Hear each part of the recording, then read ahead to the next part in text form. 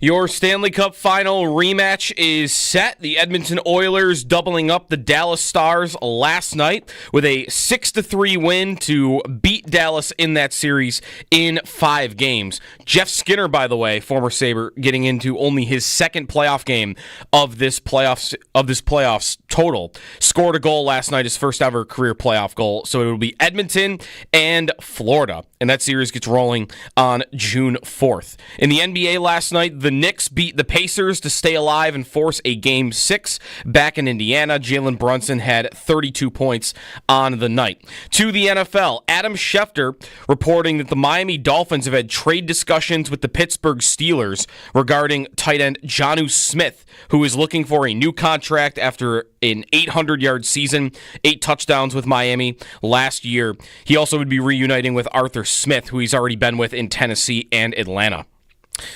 Elsewhere around the NFL, Kyron Williams looking for a new contract in Los Angeles. Sean McVay saying yesterday there has been progress towards a extension with Williams going into his final year of his rookie contract.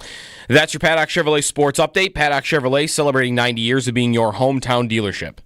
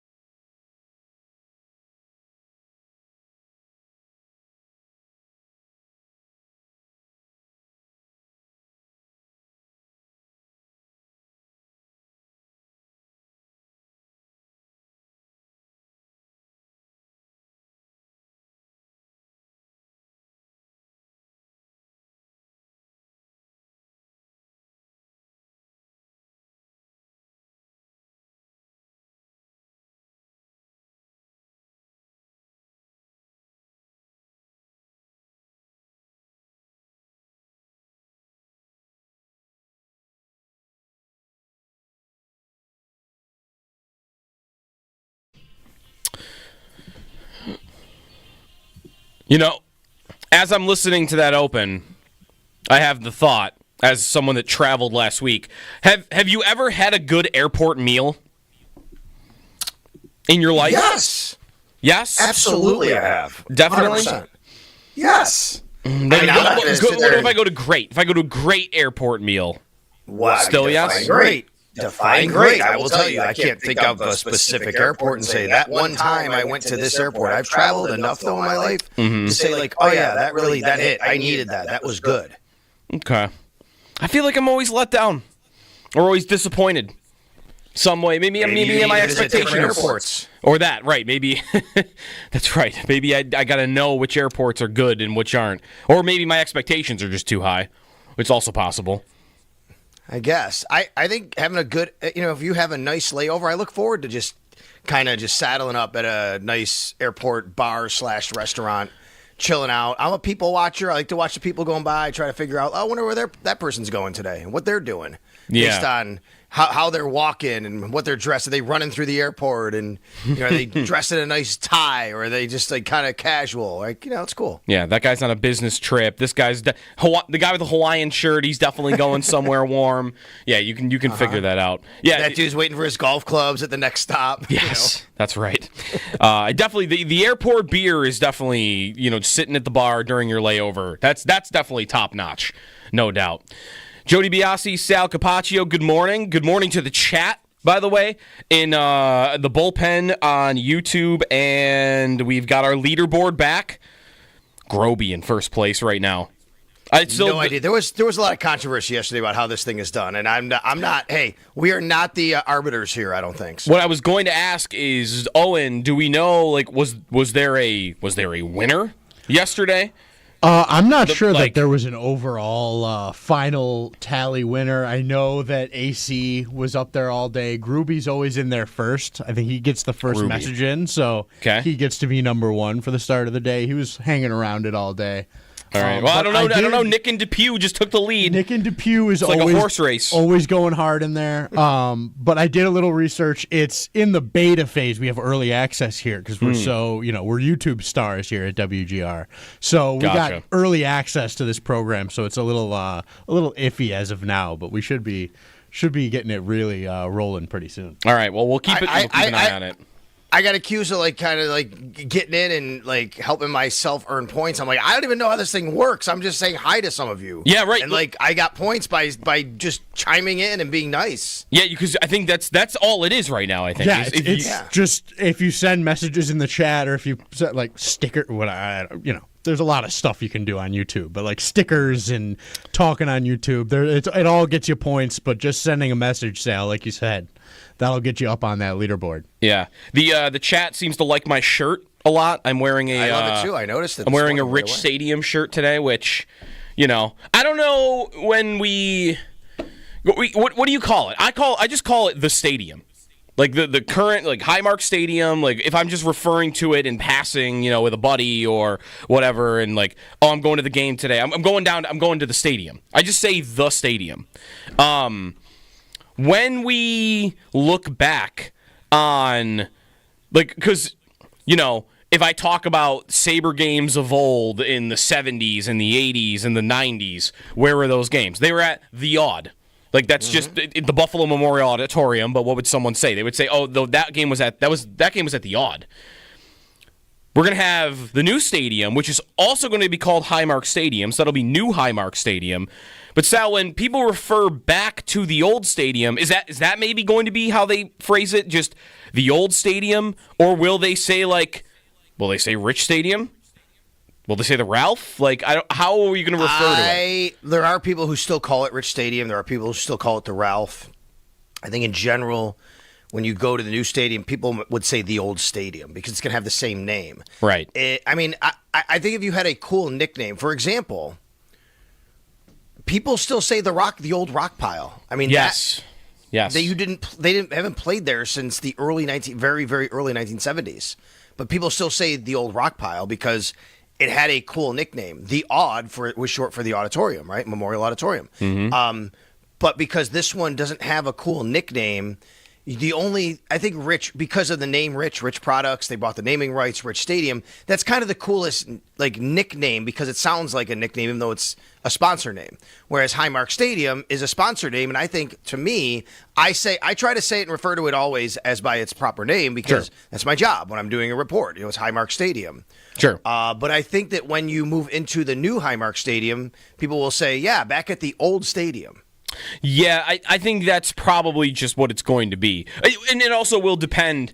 It'll depend on your generation. I'm wearing this Rich Stadium shirt right now, but I was 2 years old when the stadium stopped being called Rich Stadium.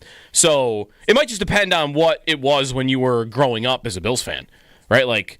I'm a drought era kid, so for me it was always the Ralph. So I might say the Ralph, whereas you might say Rich Stadium, someone else might say Rich Stadium, someone might say the old stadium. I'm curious how that'll play out. So I played a game there in high school, and I never refer to playing at Highmark Stadium or the Ralph. I always say I played at Rich Stadium.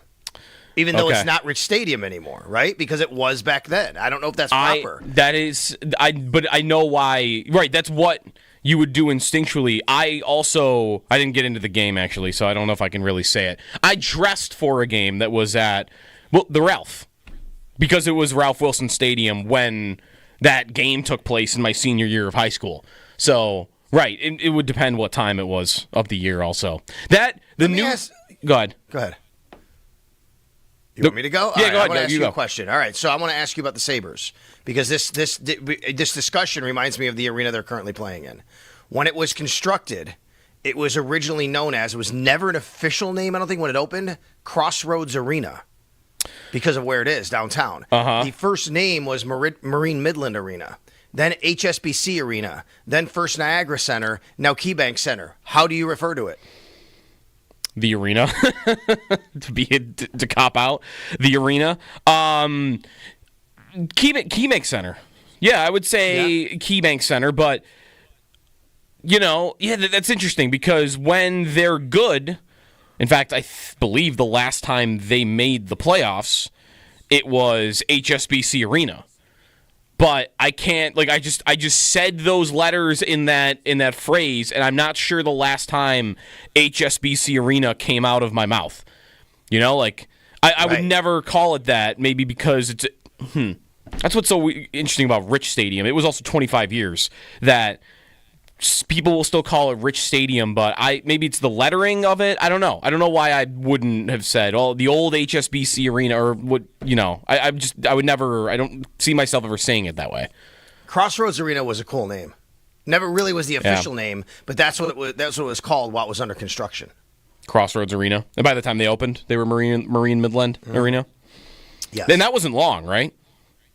I don't know. I'd have to look. For Marine Midland? Yeah. Marine Midland lasted 4 years. Okay. And then HSBC for 11 years. First Niagara Center for 5. And then for the last, I guess it would be 9 years now, it's KeyBank Center. Gotcha. Well, the new stadium is popping up. I drive by it on my way to golf a lot, and like you see it from a distance. You know what before you get to the 219. You know, driving down towards Orchard Park. The new stadium is really coming up. They're starting to work on the exterior of it and the seats. They've got a couple of seats in there, of course, so progress continues there. So last night, before we get into some football topics, because the Dolphins are doing weird things, and the Steelers, there's some interesting things going on, and we'll have a Steelers guest a little bit later on this morning. Christopher Carter, Locked On Steelers, we had him on the show before. Great guest. We'll have him on at 9 o'clock. Last night we get confirmation. We are getting our Stanley Cup final rematch, Oilers and Panthers. Happy? Happy with that? Yeah, I mean, I don't know if I would say going into the season that's my preferred outcome. It wouldn't be. But I think since we got here, once we got at least to the Final Four, maybe even the Final 8, it was kind of what I was rooting for. I didn't like the other options, to be quite honest with you. Okay. So I think, to get to this point, for that, but from a hockey standpoint, I think it's a good final. I think it's good storylines. I think anytime you have McDavid trying to get his first cup, I think is a good storyline now because they haven't been able to win it. I think Florida's a good story because they're trying to repeat, and they have this really interesting team that has had to kind of get here through a different way maybe this year. So yeah, I think from a hockey standpoint, it's a good final. Okay, I agree. I think it's the best potential series entertainment-wise in that, and then on top of it, all the potential stories that you have for it. And listen, McDavid trying to win a cup, he is, like, I think, unless I'm missing somebody else, the 3 athletes in sports right now that gotta win because they are that good and they should win, to me, are Josh Allen, Lamar Jackson, and Connor McDavid. Agreed. Those are the 3. So one of those guys, I like to see those guys winning. I feel like everyone that is good enough to win, good enough that they should win, you want to see them get one. And all those guys are still in their 20s, so it's not like they're at the end of their careers. But I would like to see McDavid get one for sure. And then the other, go ahead, unless you got something else. Somebody told me that, and I don't know, I have to look up. I think I tried to look it up the other day. I think it might be pretty. I think it's accurate, but the average age, of the Super Bowl winning quarterback throughout history is 29. Josh Allen's 29 this year. Okay. The average age of the Super Bowl winning quarterback is 29 all time. I have to go and look to see if that's accurate. Maybe somebody in the bullpen can kind of do the research here as we're talking through it, but that's what somebody had told me, and it sounds right. Not the average age of the first-time winner. That would be younger. But overall, of every winner. Now, you have to understand that Tom Brady throws that a little bit in whack because he won at older ages. Right. He won at 40, right? Right. At an older age, at least, yes. He won at 40. I mean, if you look back... So, I mean, how many... Well, Brady won at 40, and then, I guess in his 30s he also won. So, a little bit older. But there's been younger guys, too, so it all balances out. It makes sense. Yeah, if you look back on the last 10 years, I don't have their ages in front of me, but we can kind of remember this as I look back. The age, it is pretty balanced, I think. Jalen Hurts is in his 20s. He wins last year. Patrick Mahomes, back-to-back before that, is in his 20s when he wins. And then before that is Matthew Stafford, who is, he's 37 now. So what is he then? Is he 33 when he wins? 34? Then you have Brady at 40. Then you have Mahomes, who is early 20s at that point. Mm-hmm. Brady again, old. Foles, how old is Foles? He's got to be 30 when he wins, right? I think. Yeah, Nick Foles is, what year was that he won? It's 2016? 2017. It was the year was 2017. Right now he's 36. Okay. He was 28. He's only 36. Really? Okay, so I guess he was below the average then. Then Brady again. So not going by the exact birth date of these guys, sure, to be honest with you. Like, he was born on January 20th. He might have just turned 29, actually. Then you have a 3-year period that inflates the age, which goes Brady, Manning, Brady. And Manning at the end, Brady. It's Brady's fault. It should be younger. Brady won. I mean, it really is interesting. You look at his. I did not plan on talking any Tom Brady at the top of this show, but here we are. It is amazing, Sal, that he went, for winning 7, he went a decade without winning one, right? Like, that's correct. Yeah, he won his 3rd Super Bowl at 27. He won his 4th Super Bowl at 37. So 4 Super Bowls past the age of 37. Not to compare Josh Allen to Tom Brady here. They're very different quarterbacks, and one of them is the most accomplished quarterback of all time. But Allen's a different specimen. He wins with athleticism as much as he does with his arm. So very different than Brady, I know. But you don't want to just feel like, well, the clock is ticking, but I don't have this anxiety like, Josh Allen's got to win it this year or in the next 2 years, or I'm never going to get one. I think this is the best chance for them to get one while he's at this age where he can still jump over people. But yeah, look at Brady. Brady got to 37, and then he popped 4 off after that. And there's Elway examples, and there's a lot of examples of guys winning after they're like 30, 32, 33 years old. I think Manning was kind of in the sweet spot. Eli, even Peyton, right? A little older for Peyton Manning. Maybe Drew Brees a little older than that. So, yeah, you could get a few guys that got it a little bit when they were in their 30s. Yeah, Peyton Manning's first Super Bowl. What age do you think he was when he won his first Super Bowl? He was 29 or 30, I would say. He was 30. He was 30. There you go. And Allen will be 30 next year. Like go next He's May. Not yet. Right. And I think Eli probably bridged the gap. Maybe he was one before his 30th and then one after his 30th, somewhere in there. Yeah, that's probably right. And by the way, this all started with, McDavid and, the idea that he should win one. He's also not at an age where, like, it's got to happen now for him. How often do you think about hockey players in this respect, though? Like, it's much more a basketball thing. I think, like, rings culture, and we're just counting how many you got. Like, in basketball, I know how many everybody's got. It's like off the top of my head. Like, I know Jordan has 6. I know Russell has 11. I know LeBron has 4. Kobe has 5, right? Like, Shaq has 4. Like, that, I think that is quicker to get to in basketball just because that's how that sport is talked about. Hockey's really not that way, but doesn't it also feel like maybe part of that is everybody in hockey that should get one usually does? So maybe that's why we don't do it as much? I don't know. For me, it's probably because I think of teams in this regard that I associate the player with the teams. So Sure, okay. when I think about Wayne Gretzky, like, I don't think about how many cups he had. I think about the Edmonton teams he was on and how many cups they had.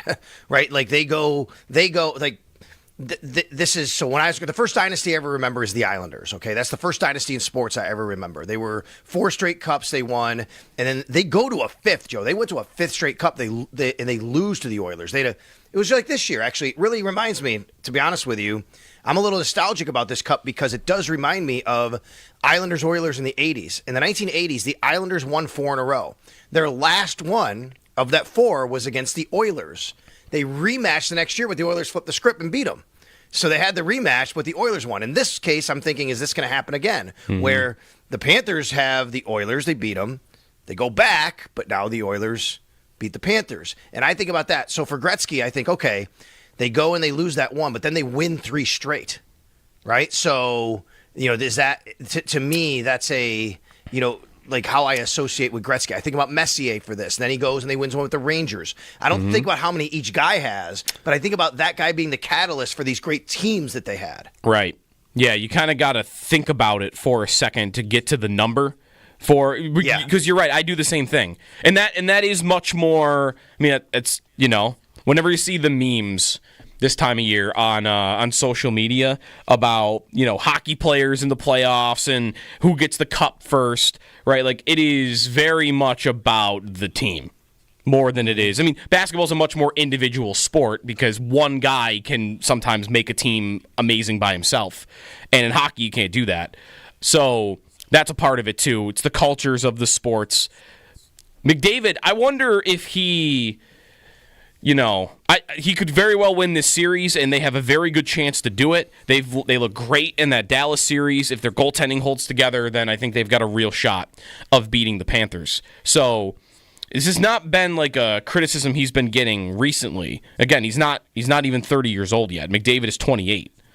But he's been definitively the best player in the world for pretty much a decade now. Like 8, 9, 10 years. He's been in the league for 10 years. He's been the best player in the world for maybe 9 of them. And he hasn't won the cup yet. And I do wonder if he goes longer into his career without winning one, how that will be discussed, how that will be, talked about. Because, again, like in hockey, Ovechkin was this a little bit. And by the way, there's news on him that the Capitals sent out to their season ticket holders, I guess, that this is going to be his final season. But, oh, wow. Okay. Yeah, yesterday they sent that in a letter. I don't think they've announced that officially, but they told their season ticket holders, hey, this is Ovechkin's last year. And what I remember about Ovechkin is he got a little of this because he was the best goal scorer in the world and was right there with Crosby as the 2 best players in the league, face of the league. And he wasn't even getting to the finals. He wasn't getting as close as McDavid is now. And there was some criticism for him about that, about our, leadership and effort, and some of those were maybe fair for him at the time. But he got there and won his cup. And Crosby won his cups. And I think a lot of you mentioned Gretzky. Gretzky won so early, and Messier won his cups. And I don't really think of the list of hockey players, the legends of the game, that, oh man, who's the Marino? Who's the Dan Marino, like the all-time great that just didn't win one? Like, I feel like maybe in hockey more than other sports, those guys end up getting there some way or another, which is interesting because it's more of a team sport. I think the comparison for McDavid is LeBron at this point in his career. Ooh, that's LeBron good. LeBron James was clearly the best player, right? He was there, and he got to two finals, and he lost. He got to one with Cleveland, right? And they lost. He did. And then he got to one with the Heat, and they lost before he won one with the Heat. And he won one with the Heat when he was 28, I believe. And that's what McDavid's age is right now. I think this is exactly the comparison for McDavid. That's actually a really good one. I like that a lot. And he, again, like the difference between basketball and hockey, he was blasted for not winning. Right. He was blasted for not winning a title. He was, there really are a lot of similarities there because they both came into the leagues with this insane amount of hype, right? Yes. LeBron was the next Jordan and McDavid was the next Gretzky, right? Yep. And you're right. Like, so LeBron doesn't win his first NBA title until his 9th year in the league. 8th year in the league. He was 27 years old. He came in the league when he was 18. So I think 9th year in the league. He has 7 years in Cleveland. 3, 4, 5, 6, 7. Goes to Miami. He does not win the title. They lose in the finals. Then he wins it in his 9th year in the league. Right. That's right. But he then gets there, and then it could, like, that dies off. Like, he did the thing that you were supposed to do. He did it with a super team, so there was always a little more, right, debate about him than there would be with McDavid.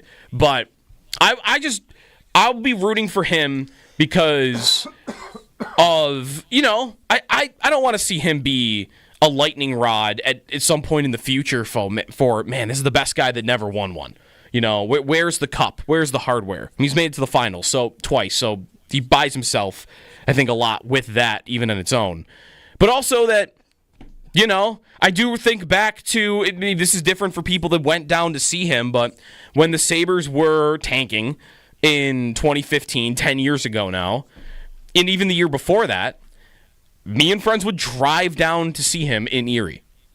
All the time. Like, we probably went down 7-8 times. And that was cool because he was...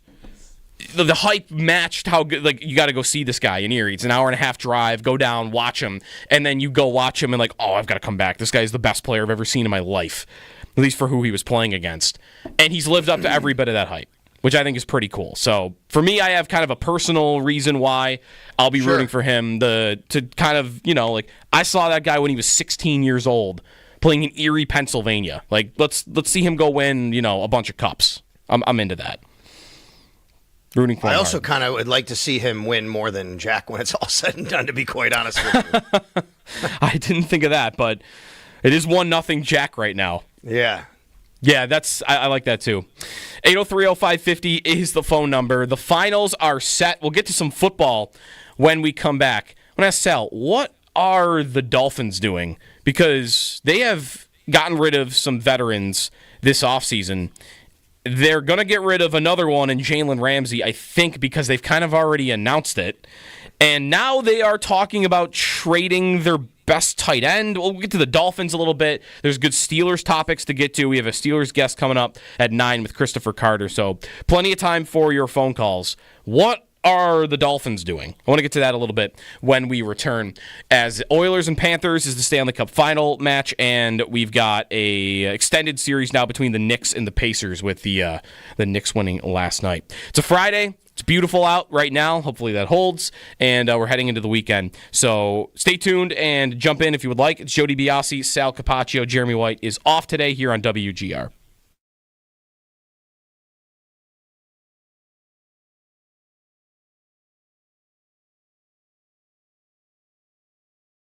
That makes it. When you look at them, what's like the thing to copycat from the Florida Panthers, if anything, where you'd say, I'd really like the Sabres to do that or become that or try to get more of this? Like, when you see them and you see the success that they've had, does anything come to mind for like they should really try to copycat that? Yes, it's chicken and egg a little bit. I think what the Florida Panthers have, what the Sabres need, is kind of a bunch of dogs. Mm-hmm. That's what it is. The dogs. I do. With a W. I do. I think that team, that's who they are. Which is funny because I know Edmonton might go back to a cup again. I don't look at Edmonton like that. I don't think they have those guys. But I think they're better at it this year. Mm-hmm. They're not getting all the scoring from McDavid and Draisaitl this year. Right. But they're playing closer games. You don't have to be. Everyone doesn't have to be Kachuk and go hit people and go punch them in the face. Right. Like that's not what I'm saying. And your comparison to Edmonton's fair because that's a good team to mention, because I would never ask you about Edmonton. I would never ask you, hey, what should I copycat from Edmonton? Right. Because I can't copycat getting two of the top four players in the world. I can't do that. And that's a big reason why they've had the success they have over the last several years. I mean, they have really good players in Florida, but I mean, like, they have guys who just. They want to go out there and beat you up and score goals. And again, I'm not saying I want to go back to 1980s, everybody punching each other. Right. What I mean, though, is like, holy cow, when people talk about being tough to play against, it doesn't matter who they roll on the ice. It doesn't matter what situation it is in the game. Like, they're gonna make you play every single foot of the ice and every single second of the game. Yeah. And they have talent to do it, too. It's not just a whole bunch of guys that run around checking people. Oh, no.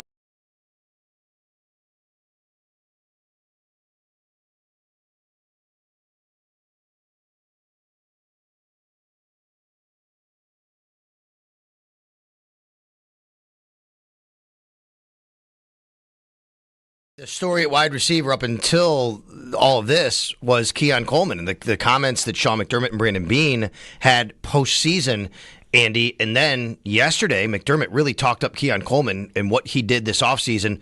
What did you think about McDermott's comments and then your observations of Keon once you saw him on the field? Yeah, I think it's a really positive sign, Sal, that all the sort of outward criticism or constructive criticism that McDermott and Beane gave about Keon Coleman, which is more than they usually give during the offseason, after the season ended and at the combine, at the owners' meetings, all those sorts of things. They were asked and talked about it many, many times that they needed to see more out of Coleman. They liked where he was heading towards towards in that Seattle game, then he gets injured against Miami, and then things tailed off when he came back from that. And for McDermott to say, look, I'm proud of him. The way he came back, he looks like he got physically bigger and stronger. He's been putting in the work and needs to go out and do it on the field, but he's happy with the way that Keon has responded to that outward criticism or constructive criticism from the organization. I think that's a good sign. Look, Keon Coleman is always going to be kind of polarizing, just how his career started with the Bills and the whole deal with the Chiefs. And then, is he a separator? Is he a guy who can ever be that kind of player? But if they can work to maximize his skill set, I think, that's going to be a big thing. Is he ever going to be a number one, top dog kind of player? I don't know, but he certainly has skills to be a good NFL wide receiver. And I don't think by any means he had a bad rookie year. I think, he had a decent rookie year, and there's more to grow on given the injury and given that he's a young player. I think he only just turned 21, 22 years old. I mean, he's very young, and there's a lot more to grow there, but they do need more out of him because they're going to really rely on him at that X receiver position, because I think he's their best and perhaps their only real option at that position, which is a guy who can block, who can do some of the dirty work, and who can get open downfield as well.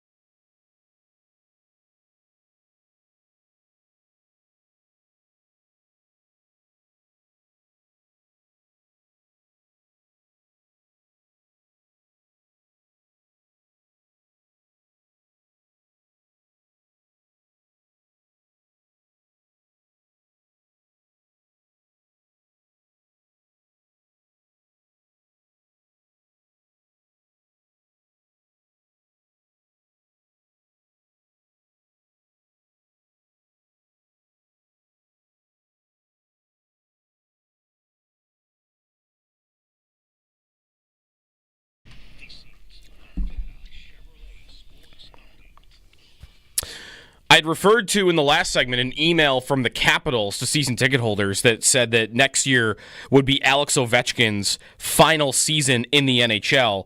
The Capitals, though, did send out, missed this last night, a correction that no decision has been made on Ovechkin's future following this upcoming season. An email was sent from an individual with the corporate sales department that mistakenly alluded to next year being Ovechkin's final year.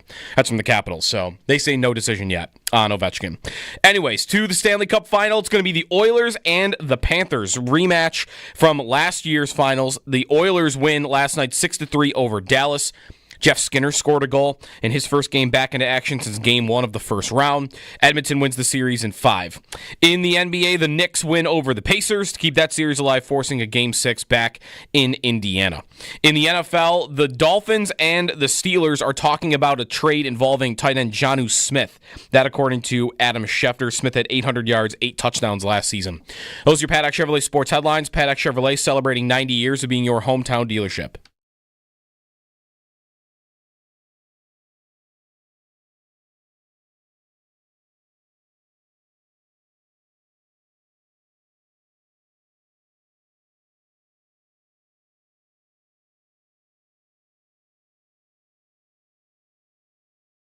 A chance in front, knocked away by the Smith.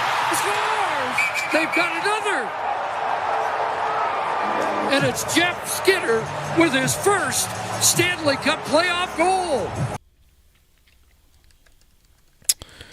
Jeff Skinner, point per game player in the playoffs. He should retire now. 2 points in 2 games.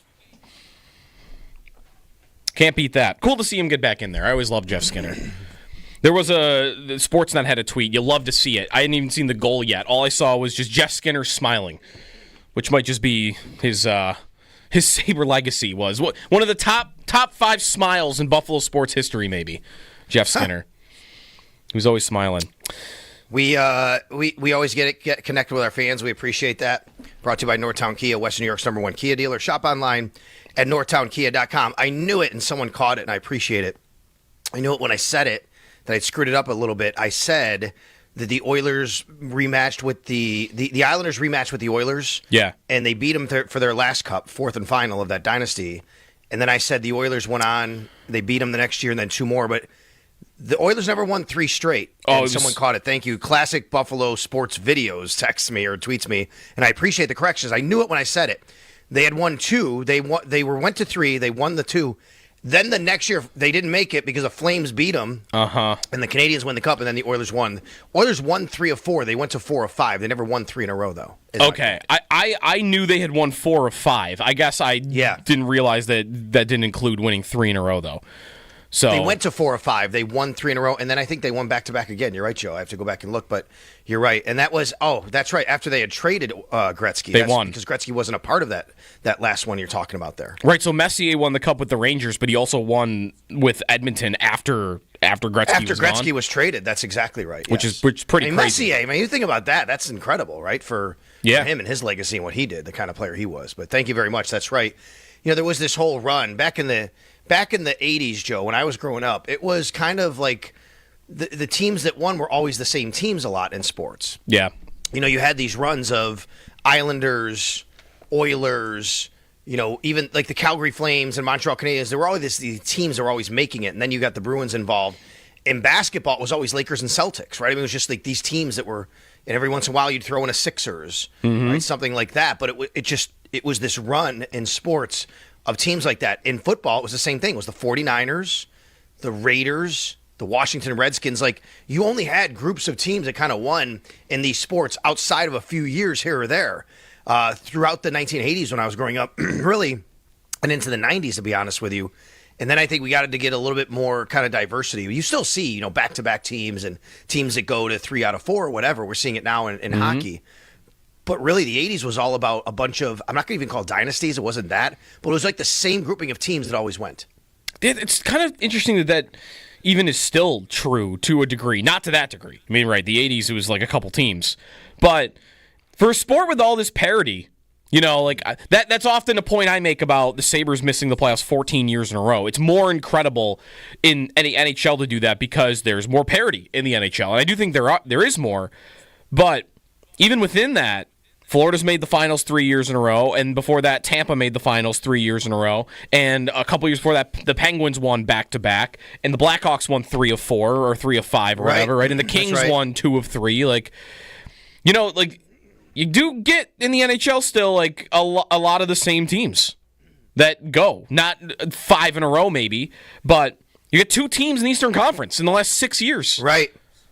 That's crazy. Yeah, you made the point yesterday, and they were talking about this last night, that pretty much the state of Florida has just dominated the Stanley Cup Finals. Yeah. At least as far as teams showing up out of the Eastern Conference. It's Florida, Tampa. Yeah, and we talked about this a little bit yesterday. Paul Bissonnette, I think, got in, I don't want to say hot water, but he sparked some debate yesterday because he said on the TNT broadcast that he thinks in the next NHL CBA they need to do something about Florida state taxes with players. Yeah, that's not happening. It's not happening. I don't think, yeah. What, are you going to have a different salary cap for different teams dependent on how the state tax laws are in that state? I just think you're getting too complicated. I do think there is some impact. I think you do get some guys that might stay on a hometown discount more likely because of that. But I don't think the impact is nearly large enough to warrant what Bissonnette said last night, which is we need to redo how we do the salary cap because in Florida and in Washington, it's different than it is in New York State. I wouldn't do that. Canada falls into this too, right? You talk about Canada and how you get paid in U.S. dollars and at different times what the difference is between Canadian and U.S. dollars. They talk about things like that. But look, this is something that happens obviously in life. We talk about with different taxes and businesses. Think about also what's happened with stadiums and building stadiums and teams, and all the teams have kind of left California or moved because of the different tax structures out there and the stadiums that they're trying to build or not build. And not to go down that rabbit hole, but I don't think you just can't all of a sudden create I could never see it, at least, the NHL doing something like that simply because of the Florida situation. I mean, Joe, we talked about it yesterday where, like, it hasn't really mattered that much in sports. Is that the reason why the Lightning and the Panthers have won? Like, if Paul Bissonnette is saying that, I said it yesterday, I disagree with that. Look how these teams have been built. They're not going out and getting all of these free agents for high-priced dollars because there's less state income tax. They're building their teams through trades and drafts. Right. They are. And maybe they're keeping it together a little better than others are, but that's after they've already built teams and have already made it to the final. It'll become more of a debate if they're able to keep Sam Bennett.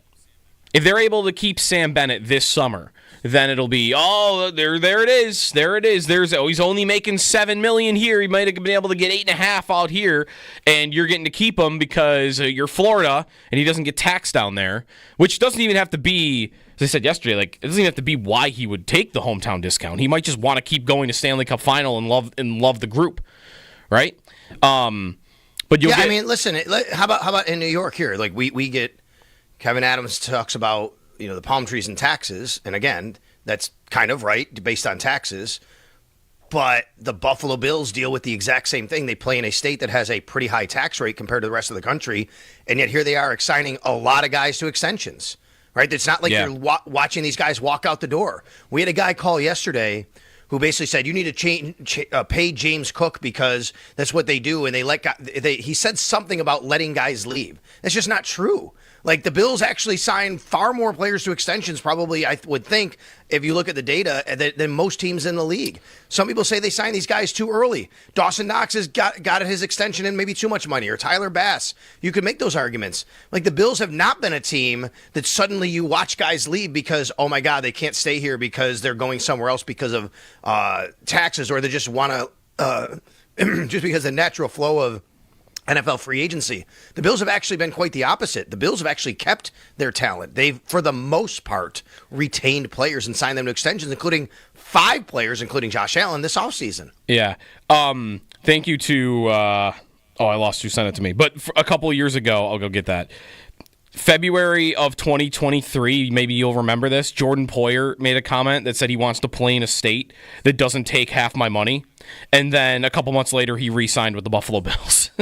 Exactly. So maybe I'm sure they care about it, but maybe sometimes not enough to actually act on it. 803-0550 is the phone number. We'll get to the Dolphins, by the way. I want to get to that. We'll do that at 7. Rich in Lakeview, though, has got a thought on the final. What's up, Rich? You know what? You guys brought up a great point. It isn't taxes. It isn't palm trees. Kevin Adams should sell to players. Listen, you sign with us. When we get rid of you, you will win a Stanley Cup. Because now we live in a world where Jeff Skinner is 4 games away from winning a Stanley Cup. The parade, the litany of leave the Sabres. Somehow you hit the magic scratch-off lottery to get and be a Stanley Cup champion. Where it's O'Reilly, is it Reinhart, is it Eichel doing whatever? I mean, I saw that yesterday. I knew he was going to score. I just wish I had the wherewithal when I saw he was going to Edmonton to put some sports betting money on it because it's almost a lock. So. I mean, we live in a world with that. Second thing I wanted to say, we were talking about who's the Marino of this generation. It's got to be Josh Allen because Jim Kelly was Mahomes, but instead of the Super Bowl, it was the AFC Championship. I mean, it's just 2 guys that are equally as good, different talent sets, doing whatever, but there's a roadblock when they get in the way. And that was a great battle because I mean, Sal, you were around with that stuff. It was great that the Bills won, but those were epic battles because you never know who was going to come out on that. It was a great rivalry, and I think that's as close as we had back in the 90s. I mean, you had your Peyton and Toms and stuff, but locally that was for it.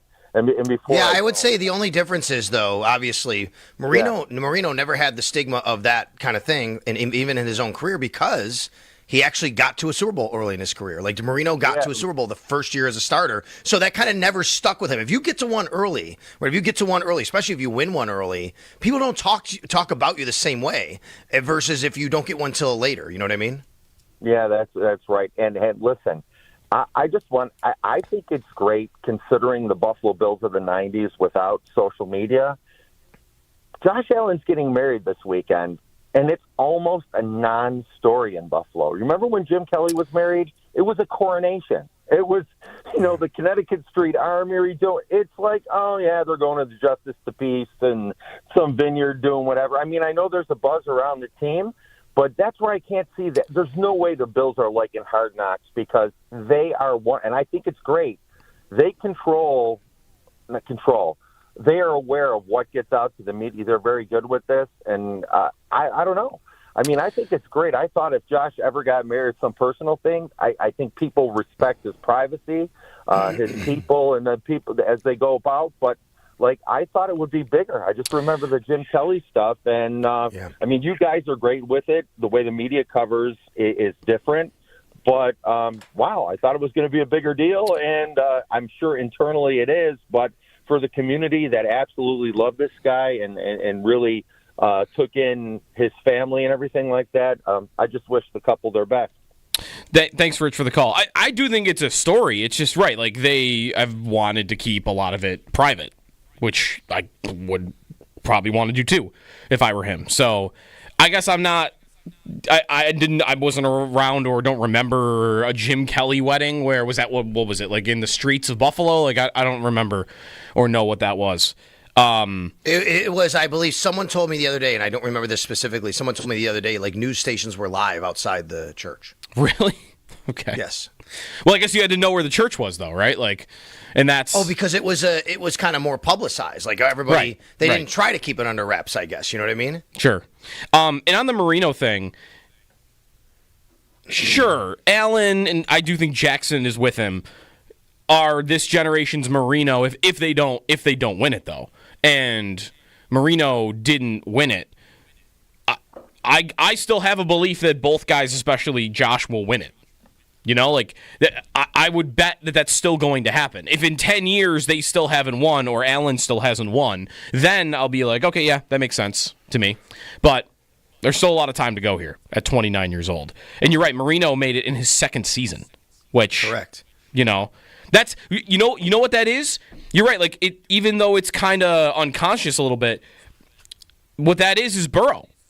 The way I just framed that was, well, it's Allen and Jackson are the Marinos now because they haven't won. But there's Burrow sitting there, and I could say the exact same thing about him, but I didn't even think of him, and maybe that's because he made it to a Super Bowl, and that does buy him something in my mind.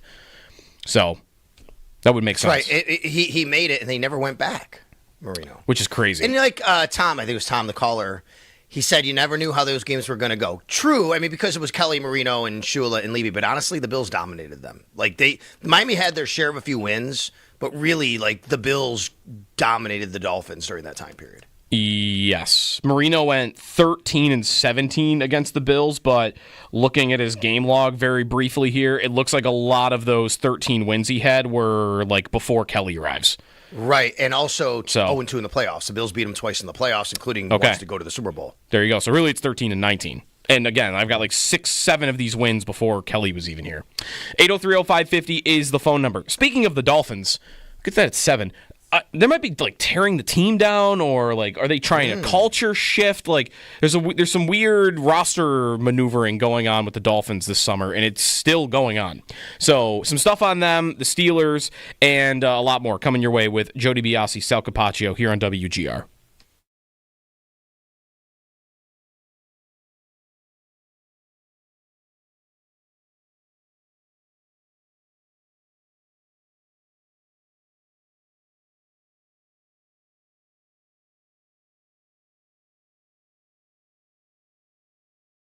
Joey Bosa. So McDermott updating everybody on Bosa there. A little bit of newsy update from McDermott that Bosa injured his calf last week, and he's not there at OTAs, which, man, Salick, there already is a question and a concern about his availability problems that he had with the Chargers. I mean, it is the reason he only gets a 1-year contract in free agency. And they're not even on the field for things yet, and there's already something. that's popped up. Yeah. Now, McDermott said, how did he phrase it? It was for the foreseeable spring that he'll be out? So basically, yeah. However he phrased it, what he said was the rest of this offseason program.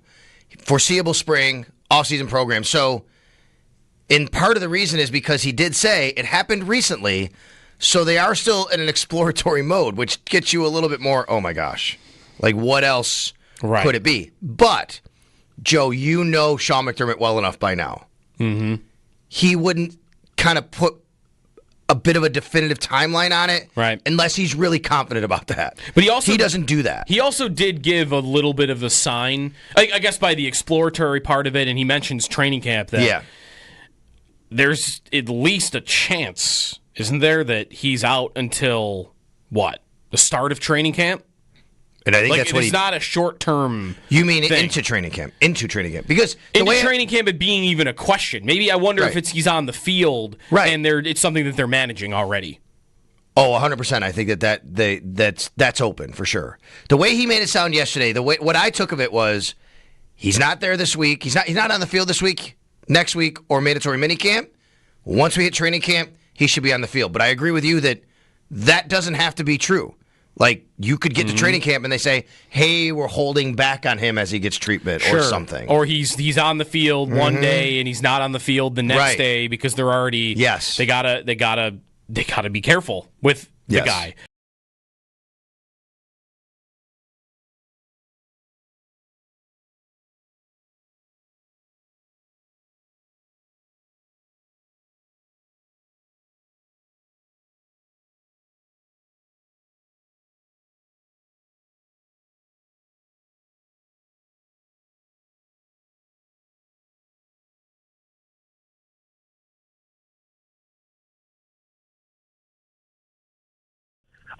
So I think that James is a very good player that is extremely valuable to the Bills, but I think that the Bills are valuable to James Cook as well. When you have a quarterback like Josh Allen, when you have the run scheme like the Bills have with the run blocking, I think there's a lot that James benefits from being in this ecosystem to play his best football.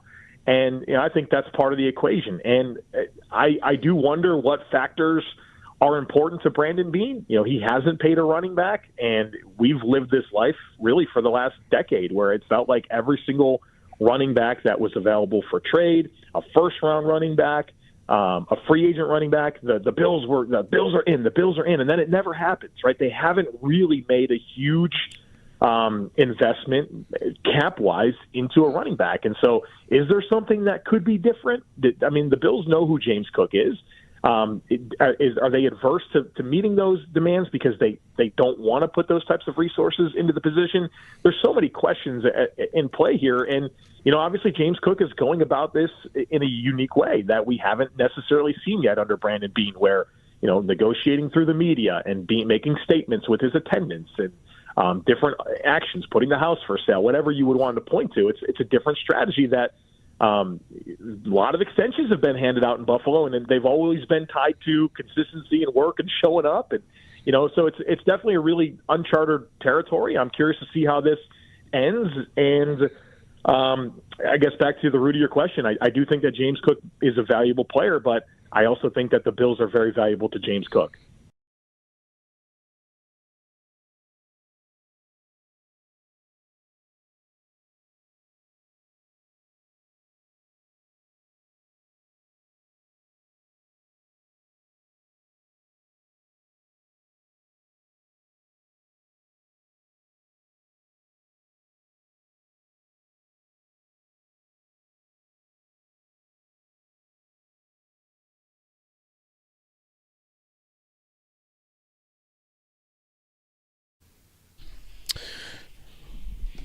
Welcome back, Joe DiBiase, Sal Capaccio. Get to some Dolphins talk when we come back. Also, when we come back in the 7 o'clock hour, there is a running back that's about to sign an extension that I think might be a good comparable for James Cook in negotiations, if he is in negotiations with the Bills still.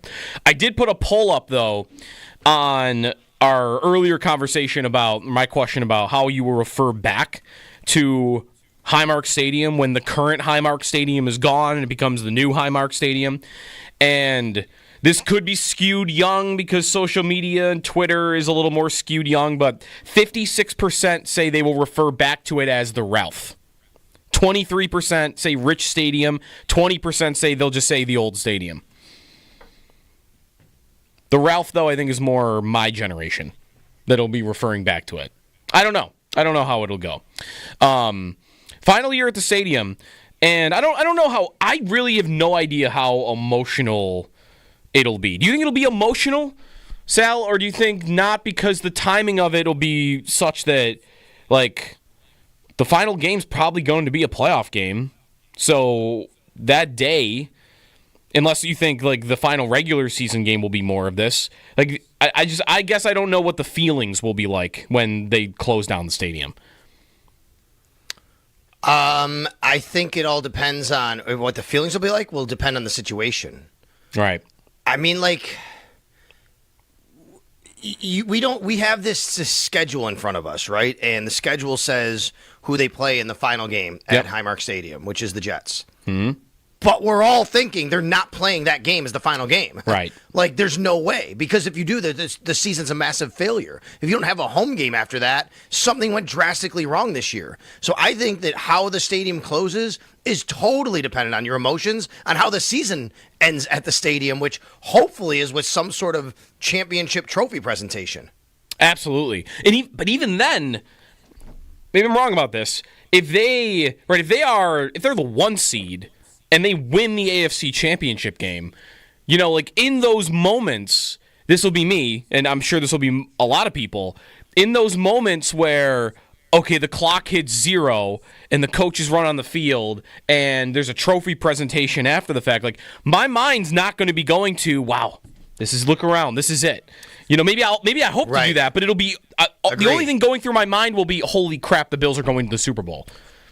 That's exactly right. I agree with you. I think for me the same, except, you know, when you kind of, in our jobs, like I'll go into the tunnel in the locker room and come out and be nostalgic about it, but it'll be way more about the Super Bowl.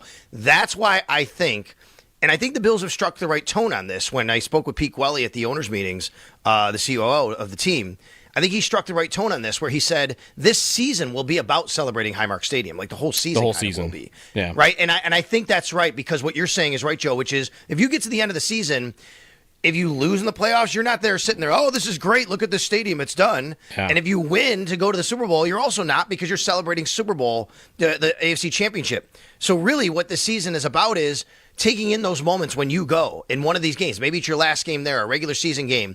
And that's when you're going to have to maybe try to appreciate it. Definitely. Matt and Cheektowaga, stay and hold through the update and the break. We'll get to you right when we come back.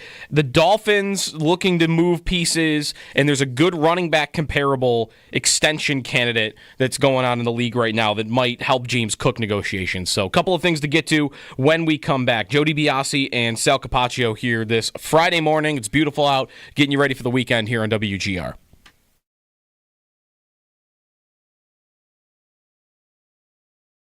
Way to talk about it might be, in a more generic sense, that this is a player that there was drama with, right or wrong, there was drama with the Bills in the final months and year of his career, and there really wasn't any in Houston, right? Like, nothing that I remember from his last year playing for the Texans that was anything like this, or anything like that happened maybe in the final year where you're wondering about how happy he is with the Bills. But you already got it in New England. And Vrabel is a very no-nonsense coach. He's trying to establish a culture. He's got a young quarterback that he's trying to mold, I'm sure, and is going to only want to make great decisions on the field and off the field. Right. Went right to it. And he's going to want positive influences around Drake May, so I don't know. Like, does this make a Bills fan smile today? That he is already causing distractions in New England? Oh, I've seen plenty of that already, yeah, for sure. So almost maybe like this is maybe a good question. Some fans might be happy he's there. Is that too far? He's still a good player. I mean, we got to see what he looks like when he comes back from the knee. I think he's still going to be a very good slot receiver in the league. I think his days as an outside perimeter number one are long gone.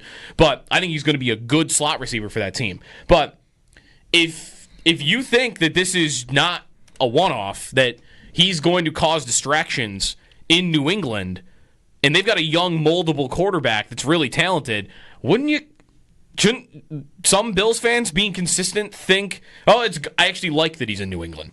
I prefer that he's with the Patriots doing this. Because you think it could rot from the inside because of it, right? You think he could be combustible enough to cause problems from the inside to the outside, where this team, where you think could be the next threat in the AFC East, because they have a young quarterback, they finally might have the coach, they're not there, but they could be better than the Dolphins or Jets, but something could hold him back. This type of thing could hold him back. No doubt I think you could think that. I also think he's not our problem anymore. We don't have to discuss this.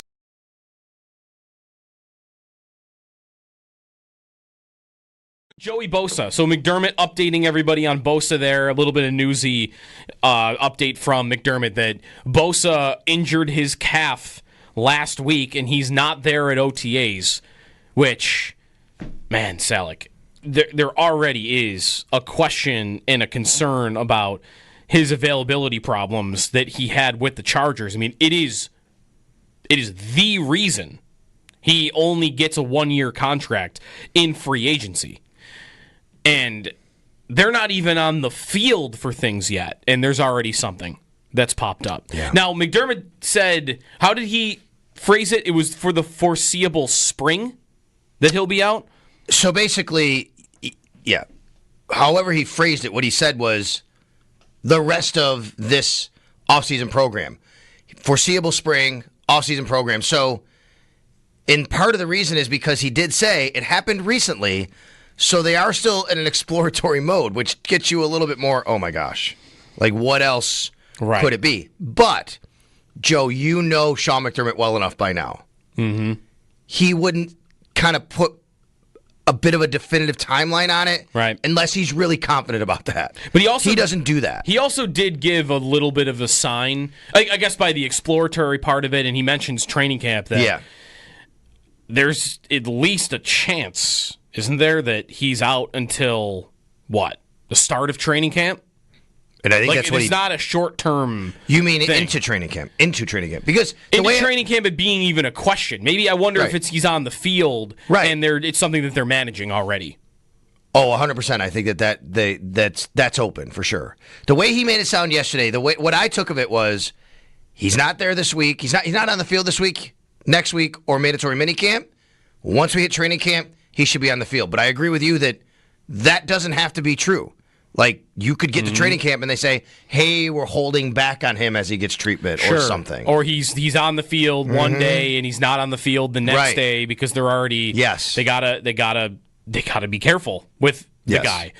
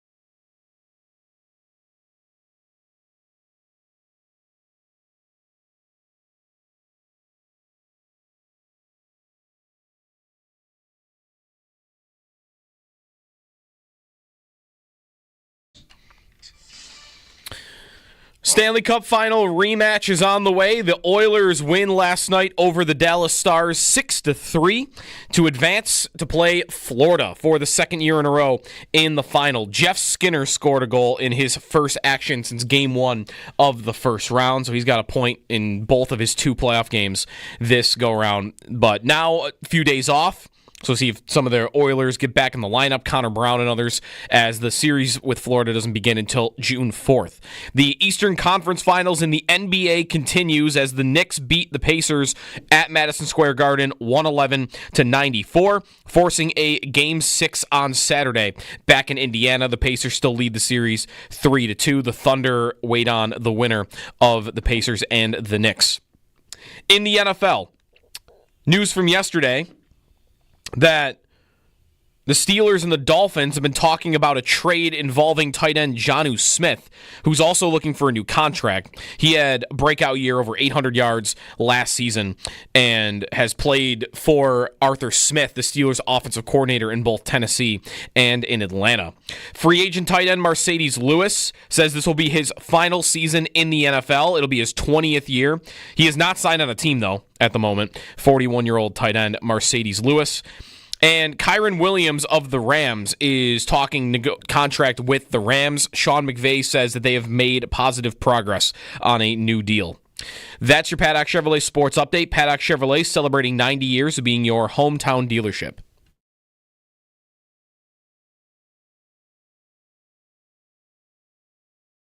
Spent a lot of time, playing football, and I wish I would have had a little bit more time playing football, but that's just how it shakes out. You just keep on pushing. I got this year on the books for sure. I'm going to play this coming up season. Just got to find a team to play on, and, we'll just keep doing it 1 year at a time. If I have another great year this year, then I'll play next year after that. But we'll just keep doing it 1 year at a time.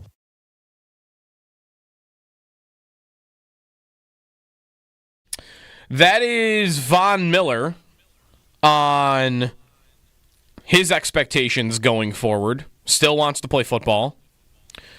Also said, I think he put it as, I could be wrong, but I don't think a team is going to ask me to play special teams at 36 years old. So I think he said, I would rule that out, which is probably right. So anyways, Von Miller not on a team yet, but we'll see if he lands somewhere. I have not thought much about a reunion with the Bills, Sal. I don't want to say it's impossible. A lot of guys end up coming back here and loving it here enough that, if they can't find the right home elsewhere, they come back. But I don't know. Even with Bosa dealing with this nagging injury, it just doesn't feel like it fits.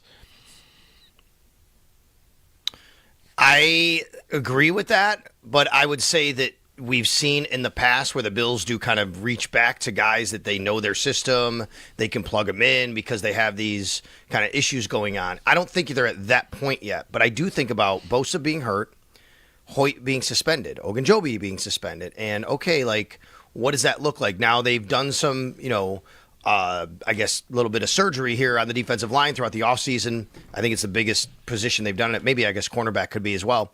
So I do kind of think like that about it a little bit. The thing that would hold me back is, what would Von want to play for? And you're not going and signing him to a minimum deal to bring him in like a Jordan Phillips, I guess, throughout during the middle of the season.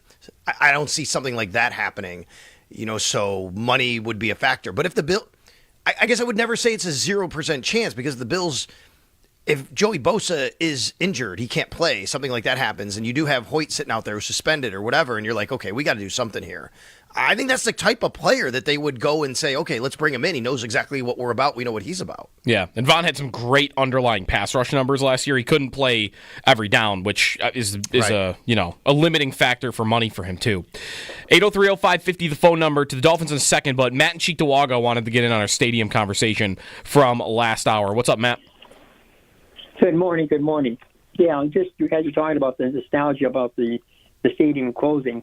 I have a special reason for missing the stadium. My son, on August 17th, 1973, was born at 6:01 in the morning. I was at that first game, the exhibition game against the Redskins, that night, 7 o'clock, handing out cigars. So when that stadium closes, it's going to have a special meaning to my son and myself. So it's been we had a lot of fun there.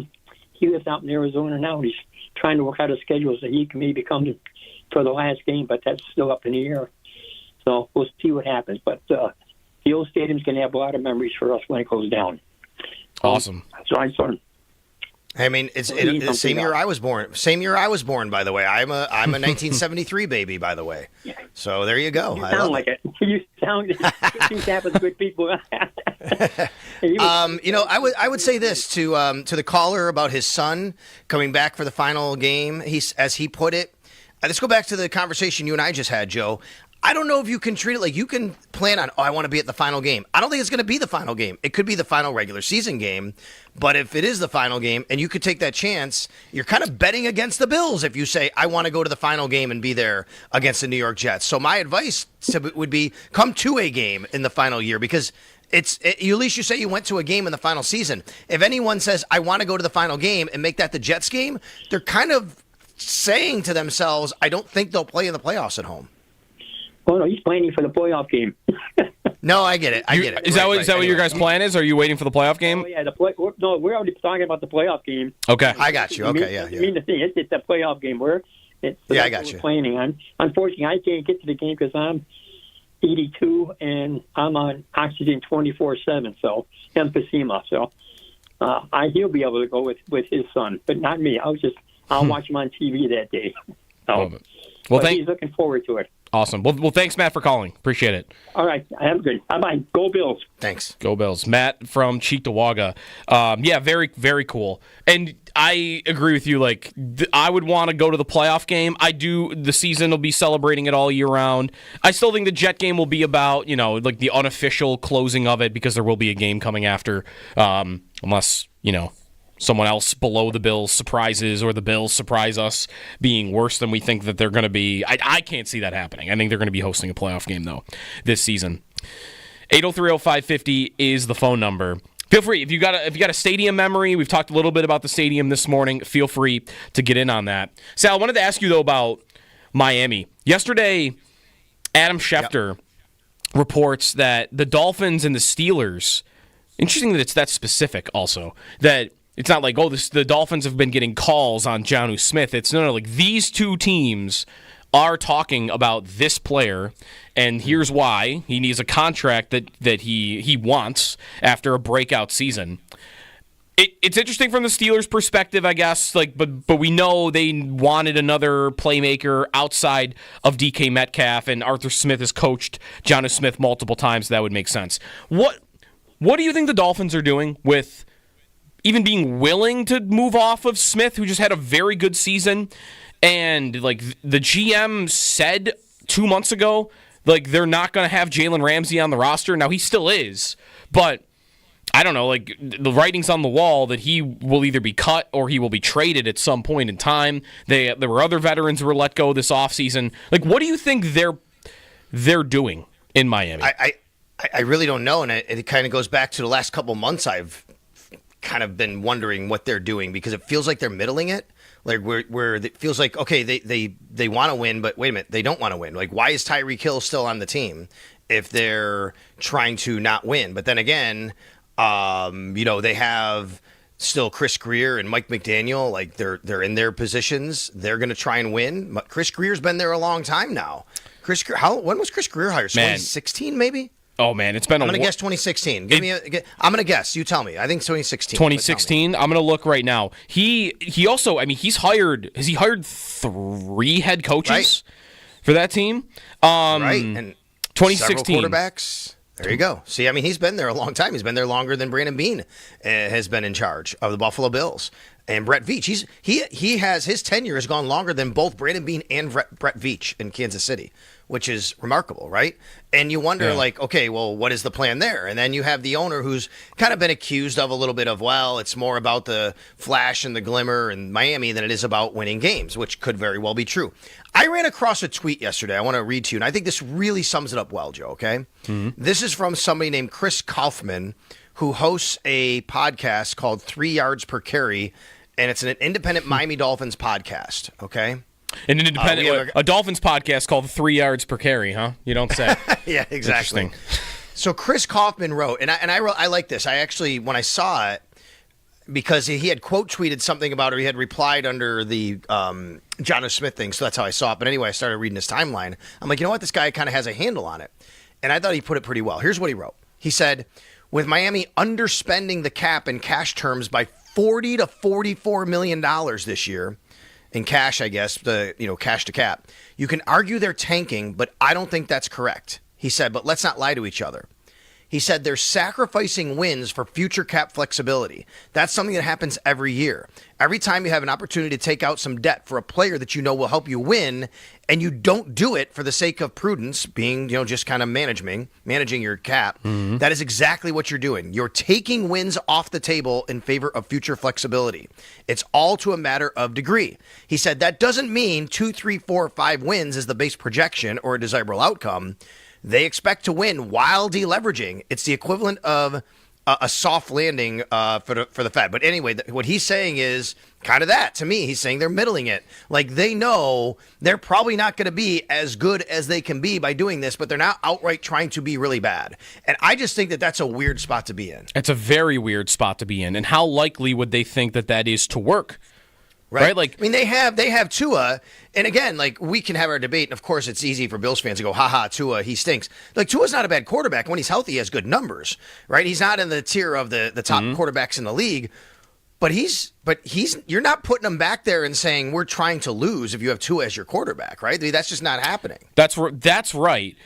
But that's where paying him, and I thought getting stuck with him is not how they would want it to put, but that's how I would put it. I believe they are stuck with him because he is good, but he is not good enough to elevate the team around you when you have to start making the decisions that they're currently making, which is, well, we're paying our quarterback $50 million a year now. So, we 3 years ago when he was on a rookie deal, we could trade for Bradley Chubb, and we could trade for Tyreek Hill, and we could trade for Jalen Ramsey, and we could build all this stuff around him with these high-priced veterans.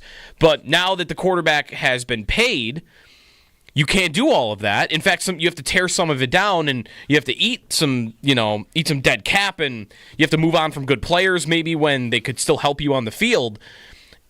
Think of where you're going to be as a team when you had all those guys around the quarterback. You still couldn't. I mean, they could make the playoffs, but they weren't good enough to win a playoff game.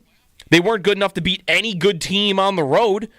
Late in the season, when the temperature dips below 40 degrees and it becomes a little bit more physical of a game, they looked like they didn't belong on the field with whoever they were out there with. And that's when they had all those guys. So now they're going to try to do that with less talent?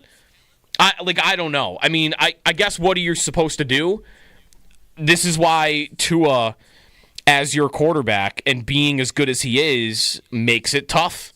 Because I feel like they're just going in a circle. They had Ryan Tannehill for 8 years, and he was pretty good, and maybe Tua's a little bit better than Tannehill was, but I felt the same thing about them then, that you got a guy who's pretty good. He's just good enough to where you don't want to move on from him because you could do worse, but he's not good enough to ever get you where you want to go, and I think they're just kind of doing the same thing over again.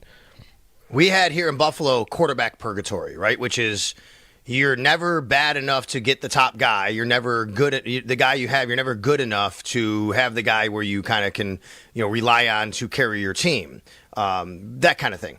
They don't have quarterback purgatory. They've kind of franchise purgatory because of this, right? Because they have this quarterback who's good enough to put back there and win some games and put up good numbers with the receiving core he has, they're going to win some games, and they're always going to be right there. But they're also never going to be able to, as you say, and I agree with you, he's not able to necessarily elevate everybody around him. I also think, I don't want to say Tua's a system quarterback. I know it's easy to say. I do think, though, that he is so much better in this system than he would be in a lot of others. I think you could put him in other systems and he'd be okay. But, man, he is the perfect fit for Mike McDaniel's system. And we have seen that, Joe. When he is not playing, they are a terrible football team when somebody else has to go in. He's the guy that, you put in that system, and he does a lot. He can make it work. Armando Salguero, who's our buddy's been on WGR quite a bit, he actually had a really interesting tweet. He's been hammering Tyreek Hill this offseason, in the Dolphins handling of him, and why why is he on the team basically? What is this guy doing on the team? He quote tweeted Schefter yesterday, and Salguero's tweet was, so the Dolphins have been exploring trading all their good players this offseason, except, the one who quit on their team in the 24 season finale, is what he wrote. Which he did. And then, by the way, said after the game that he was basically done with the team. Yes.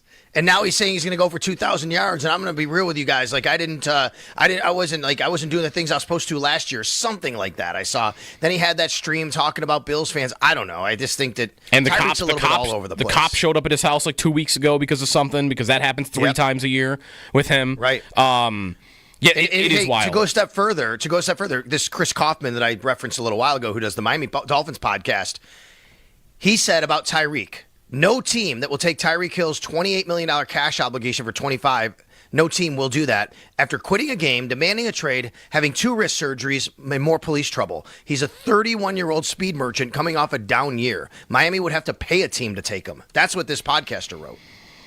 He might be right, but is he right? Do you think he's right on that? They couldn't find a team that would be interested in Tyreek Hill? No, I don't think that's right, but I do think that you are talking about a way, way different set of circumstances with his money compared to maybe somebody else with not all of that, right? Like, you got a team to take DK Metcalf, right? The Pittsburgh Steelers, they traded for DK Metcalf. Yeah. Because he doesn't come with all of that. Even he might be high priced. You give him an extension. I can't remember how it went. Did he get the extension after he went to Pittsburgh? Is that how it went? Or is he did. Still... I think it was after he signed. Okay. Yeah. Right, like that. I'm pretty sure. Okay, we can do that. You know, Tyreek, you look at that number.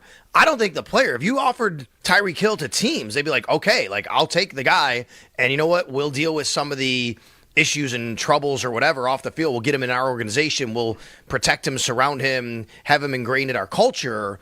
But, I can't give up assets and that money for all of that also that goes along with it. Listen, I don't know how much I buy that from that argument that the Dolphins couldn't figure. I mean, last year the Bills traded Stephon Diggs and ate more dead cap than the Dolphins would have to eat right now by trading Hill. If they traded Hill post June 1, which, by the way, is coming up in like 2 days, so everything's going to be post June 1, it would be a $12 million dead cap this year and a $15 million dead cap next year. I mean, we see dead caps eaten around the league that are 5 times that much now.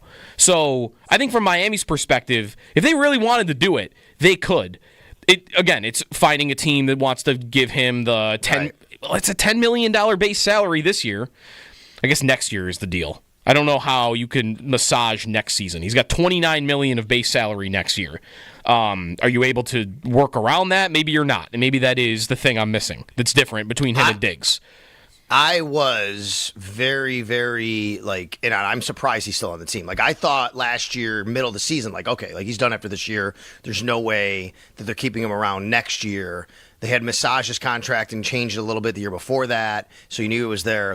I'm, as I sit here today, I'm surprised right now. So, if they traded him right now, they'd take a $12.7 million cap hit. But they would save $15 million if they traded him right now. Right. Versus what he's making on the cap, you would divide that up and say, okay, 15 of it we're still going to account for, but 12 of it is gone because his cap hit right now is $27+ million. And there's no way he's going to be on the team next year because his cap hit next year is $51 million. Yeah, no way. $51 million. I mean, you might as well say it's a void year, right? They would save $36 million by cutting him next year. So it is right. He's the one they're standing behind.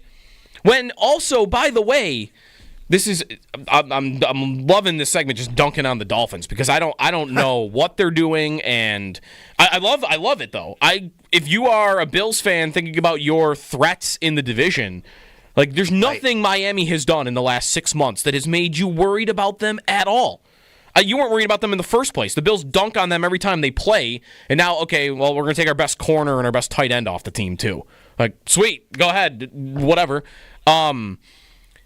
There have been stories and reports about culture problems there, right? Guys showing up late to meetings and skipping practices when maybe they shouldn't be or, whatever. There have been stories told about that kind of stuff under Mike McDaniel in Miami. I love Mike McDaniel as an offensive play caller and the idea of him as a coach, but this could be, it could be a lot of the players too, but it could be something that is a shortcoming of his. How is Tyreek Hill staying around good for any of that? Maybe getting rid of Jalen Ramsey, maybe there's an element of that. Maybe there's an element of, we need our locker room to be a little bit different next year. So When I remember when Ramsey was first getting talked about as a trade candidate, I remember thinking that like this could be more than just the player and the age. It could be more about like the questions of their culture. But if that were true, if you really were trying to improve that, or thinking, let's do what the Jets are doing. Like we might not be good this year, but we gotta turn this thing around. Like we gotta be a professional organization. If you're trying to do that, you don't keep Tyreek Hill on your roster. Agreed. And listen, we had this discussion in the first hour and yesterday about the state income tax in Florida. And, oh, my God, you should be able to get all these players there. Well, guess what? Maybe players love it in the state income tax. It's too laissez-faire. It's too relaxed. It's too, I'm going down there. It's not about football. What do you hear from players who sign with the Bills a lot?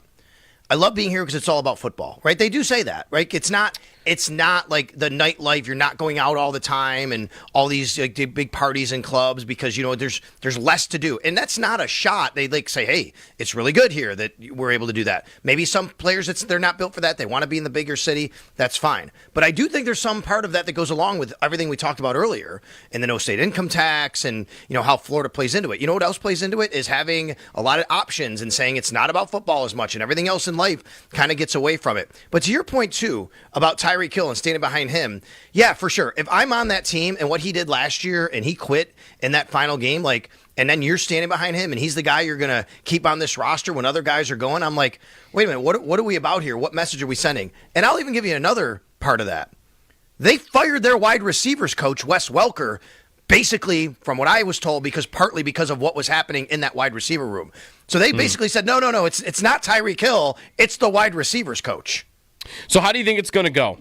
How do you think it's going to go? Like this season and beyond, do you think this is going to be a steady decline for them? Could it implode? Are they going to be better than we're sounding right now because the quarterback is still pretty good? Like, how do you think it goes for them? I think they are about a 500 team. And they'll fight for the seventh playoff spot. We'll see. And obviously, if Tua misses games, that would go more south. He's got to stay healthy. If Tua stays healthy all year, I think they're about a 500 team. Maybe they get 9 wins. Maybe they squeeze out 10. Maybe they get to that 7th spot. But I think that's about their ceiling. But I do think the Patriots right now, to me, are. I don't know if I would say they are. I've been saying they're the second best team in the division. I think they have the second best outlook overall. But has it happened this year? I'm not totally sure. Yeah. Because their roster isn't quite there yet, but I like their quarterback. So I do think the Patriots and Dolphins have kind of a nice claim to being the second team behind the Bills. Well, they play in week 2 in Miami. Yep. So that could be a good test. By the way, your comment about Tua, he has stayed healthy once in 5 seasons. In 4 of the 5 years, he's missed at least 4 games. And if he does that again, do you know who their backup quarterback is now? Oh, their backup quarterback, yeah. Well, it's not. I did know this. Now I forget. Who is it? It's somebody we know very well. Yes. They signed somebody who. It's not Tyrod. It's not Tyrod. Tyrod is still in New York. Right. It's somebody play for the Bills or no? No. It is somebody, though, that has beaten the Bills twice. Oh. Somebody who's beaten the Bills twice. Yes. Ooh. I was going to say Tyler Huntley, but I don't think that's right. It's not Tyler Huntley. I don't even think Tyler Huntley's played the Bills. This guy's beaten the Bills twice, and it's almost embarrassing that he's beaten the Bills twice. Oh, Zach Wilson. Zach Wilson is the answer. How do you think it's going to go with Zach Wilson in that offense if he has to play? Yeah, maybe better. Maybe better. They hired Bobby Slowick, by the way, for their passing game, as a passing game coordinator. Okay, Texans offensive coordinator from the last couple of years. Yeah, I think he's coming in to help their passing game or whatever. But yeah, they don't operate like a team that is necessarily trying to lose, but they're also aren't operating like a team that believes that they can win a division championship and contend for a conference. Yep, I think they're a 500 team for the next 3 years. So. Or even maybe a little bit worse than that. 803-0550, the phone number. If you're on hold, we'll get to you when we come back. There's a running back negotiation in the NFL that isn't James Cook that I think could impact James Cook and the Bills a little bit for, not quite a domino effect, but a good comparable out there in the league. That when we come back here in WGR.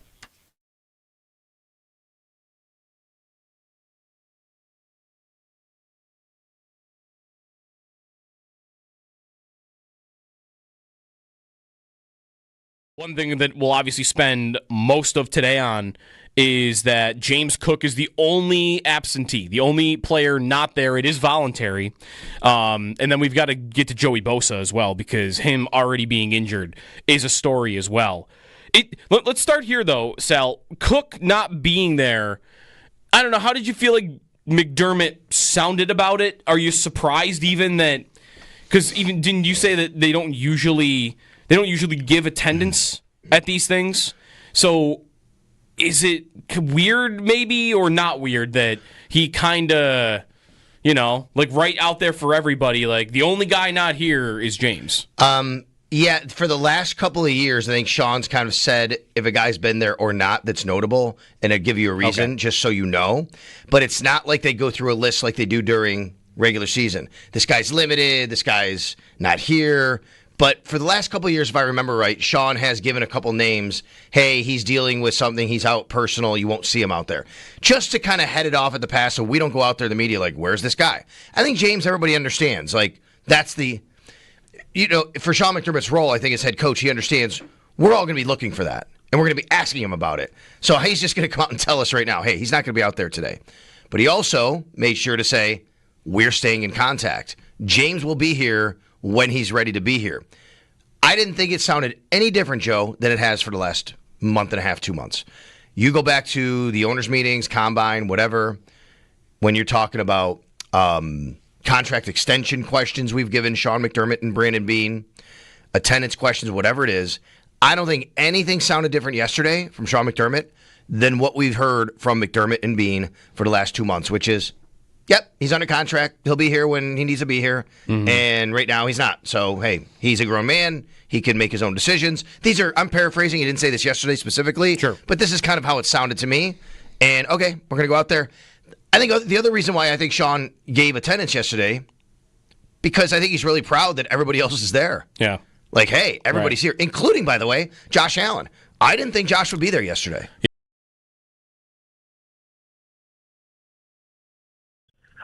So I think that James is a very good player that is extremely valuable to the Bills, but I think that the Bills are valuable to James Cook as well. When you have a quarterback like Josh Allen, when you have the run scheme like the Bills have with the run blocking, I think there's a lot that James benefits from, being in this ecosystem to play his best football.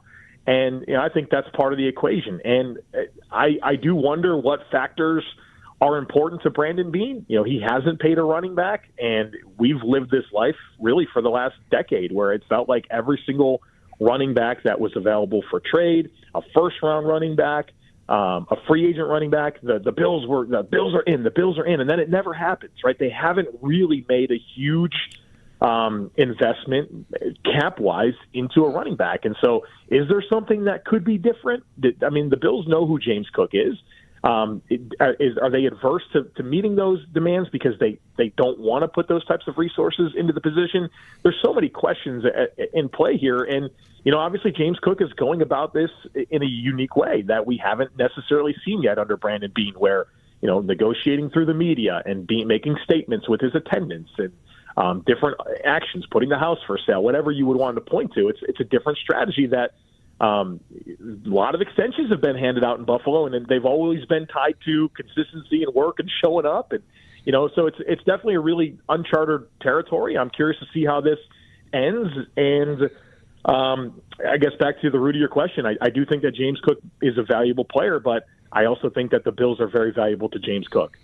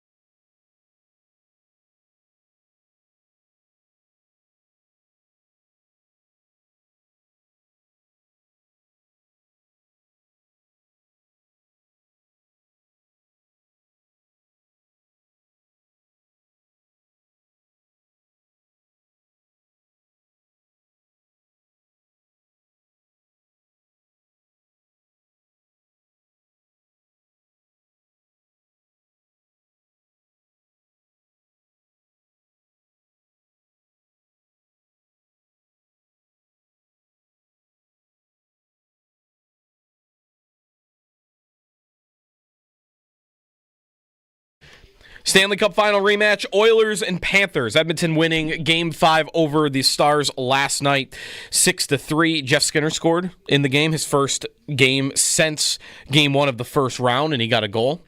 So Oilers and Panthers, that series gets rolling on June 4th. The New York Knicks stay alive. They win Game 5 over the Pacers to force a Game 6 back in Indiana. That will be Saturday night at 8 o'clock. The Dolphins and the Steelers are talking about a Jonnu Smith trade. The tight end had 800 yards and 8 touchdowns last season, and he wants a new contract. Miami looking to deal him to Pittsburgh. That's according to Adam Schefter. Those are your Paddock Chevrolet sports headlines. Paddock Chevrolet celebrating 90 years of being your hometown dealership.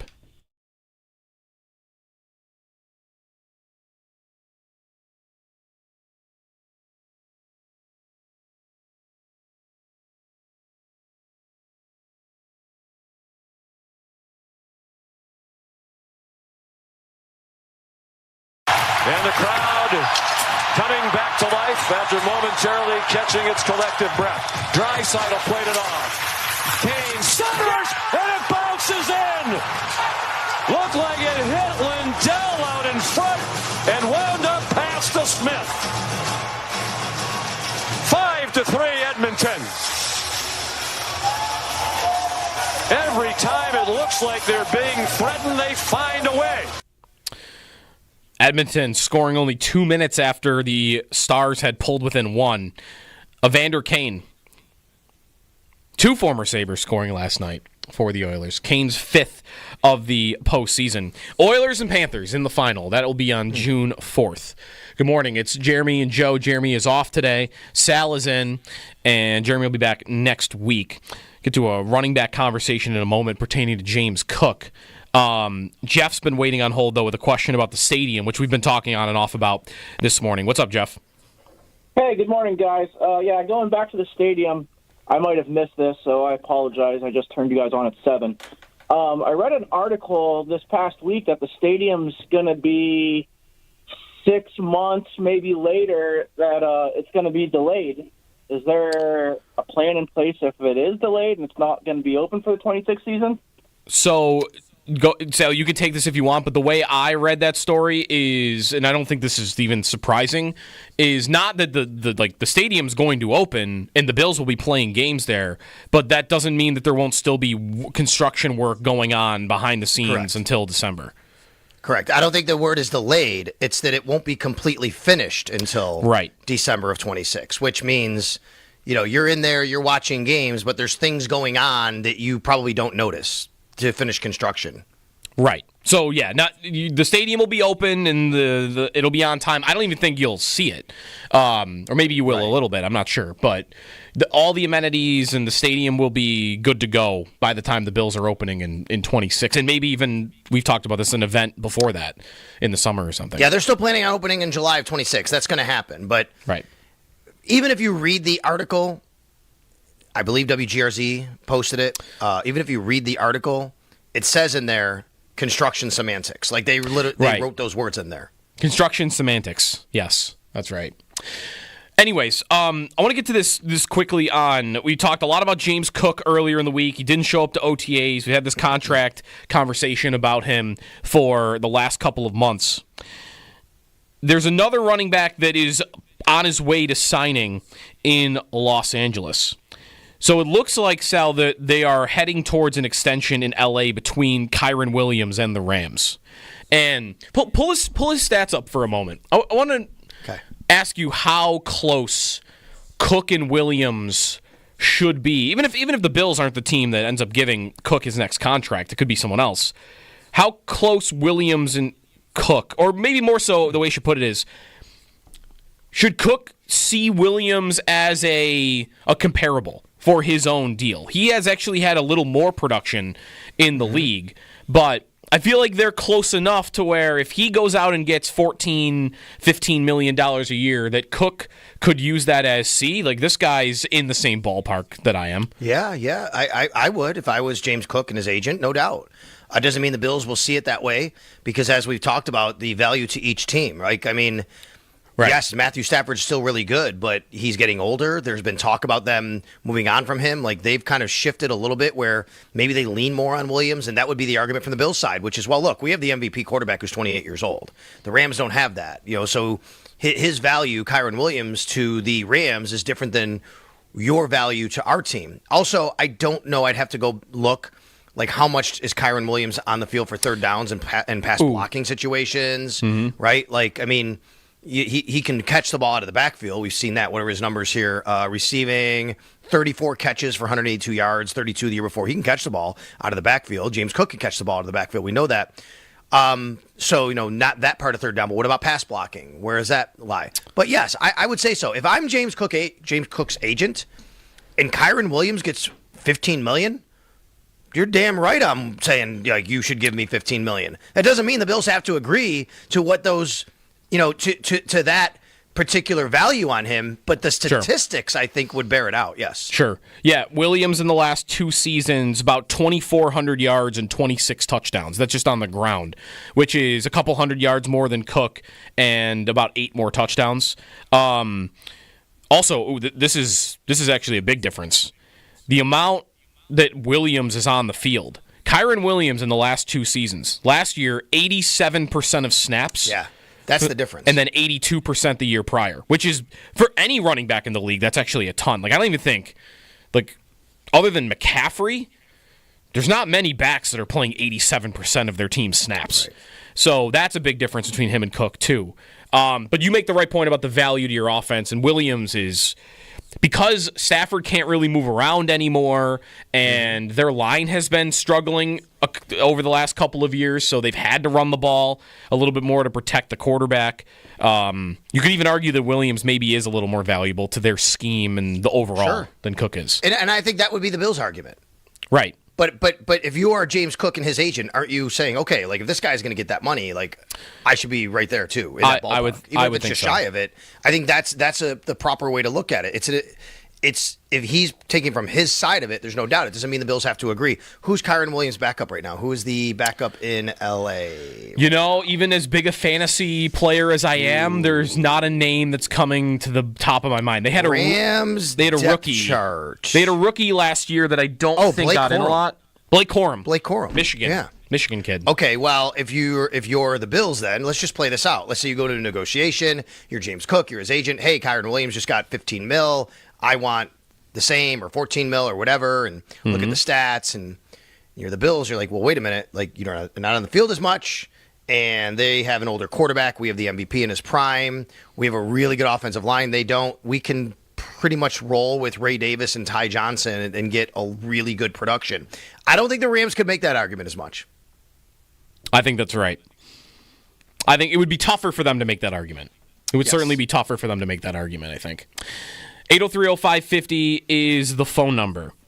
Joe, I have a comparison that I read online that I want to run by you. That's really interesting. What do we got? It is definitely not like perfect because one is much younger than the other. Okay. Okay. But I see why and where it's going. Okay. After last night, I have seen Dallas sports fans compare Jake Ottinger to Dak Prescott. Jake Ottinger to Dak Prescott. He got pulled last night, by the way. I just saw some awkward video of I guess, going into the third period, Pete DeBoer, like, walking by Ottinger, and they, like, don't make eye contact with each other. I saw the same thing, and in fact, if you click that tweet and scroll down, I believe there is a tweet with a picture of Dak Prescott's face superimposed over Jake Ottinger's body. Okay. So why? What's the reason for the comparison? Is it like it's because what, playoff failure, or what? Oh, this guy who, hey, he's good. He's good. He's really good. He's the franchise guy. He's put up numbers regular season, but he can't get there. Now the Stars have gone. What, they've lost 3 straight years in the conference finals? Is that right? Is that they've lost 3 straight years now in the conference finals? I think they have. Sounds right. And they were in the finals, I think, before that and lost. So that's not Dak right now. But let's go back. What was Dak? What were the Cowboys? He's won a couple playoff games, hasn't he? Yeah, let's go to their early on in their career. You're right on Dallas. It's been 3 straight years in the conference finals, though, that they've lost. So again, I know that Dak's older, right? And but I think here's why it's interesting to me. This is not the national media. I've seen people in Dallas do it. That's their guys. Those are their guys. I mean, Ottinger is what? The USA goalie, right? I mean, he's that level. He's, oh my God, he's good enough to be that guy. Why can't he win in the playoffs? Why can't he get us there? Here's Dak Prescott, who he signed the largest contract in history, right, at one point, the quarterbacks. And, he's held up in this regard by so many people. And I know that's different now and where we've gone with quarterbacks, and he's not in that tier. But I think it's interesting that their own fan base here in Dallas is kind of putting that together. Yeah. The youth is different. I don't know. Prescott is somebody I struggle with, so I don't know how I feel about this. Ottinger, I think, is awesome. Like, he is one of the best goalies in the league, and he's been that for a couple years now. Is Dak... I guess it's different, though, because goalie versus quarterback, too, but I don't think Dak is as good at his position as Ottinger is his. I guess I'd put it that way. And that is coming from somebody who, by the way, I think I'm trying to find where I have it, because I made Dak Prescott 2 years ago finished second in the MVP voting.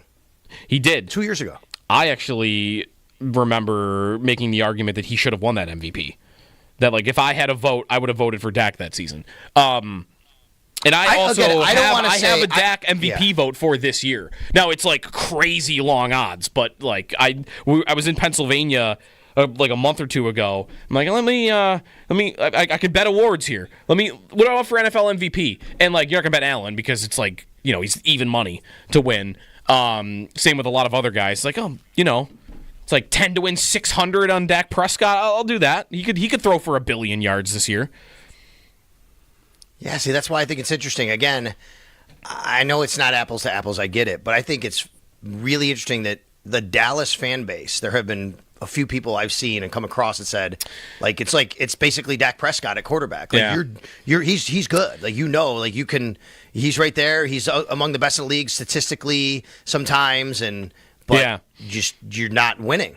Well, I mean, the Dallas fan base is going through it a little bit the last couple of years, aren't they? Yeah, that's right. Like, they've got good teams that hit their head on the ceiling, and I guess even in this instance, these two guys, you got some good, like, great players that kind of let you down in the big moments, and in your basketball team that made the finals decided to get rid of their best player. So, all of that has been happening to you in the last, 2 years, if you're a Dallas sports fan. Not that I'm shedding any tears for the Dallas sports fan, by the way. They haven't won anything. I have a fun, quick, instant trivia if you have a minute before we get to 8 o'clock. Let's take a break here, and I would love a 1 minute instant trivia. Let's do that when we come back here on WGR.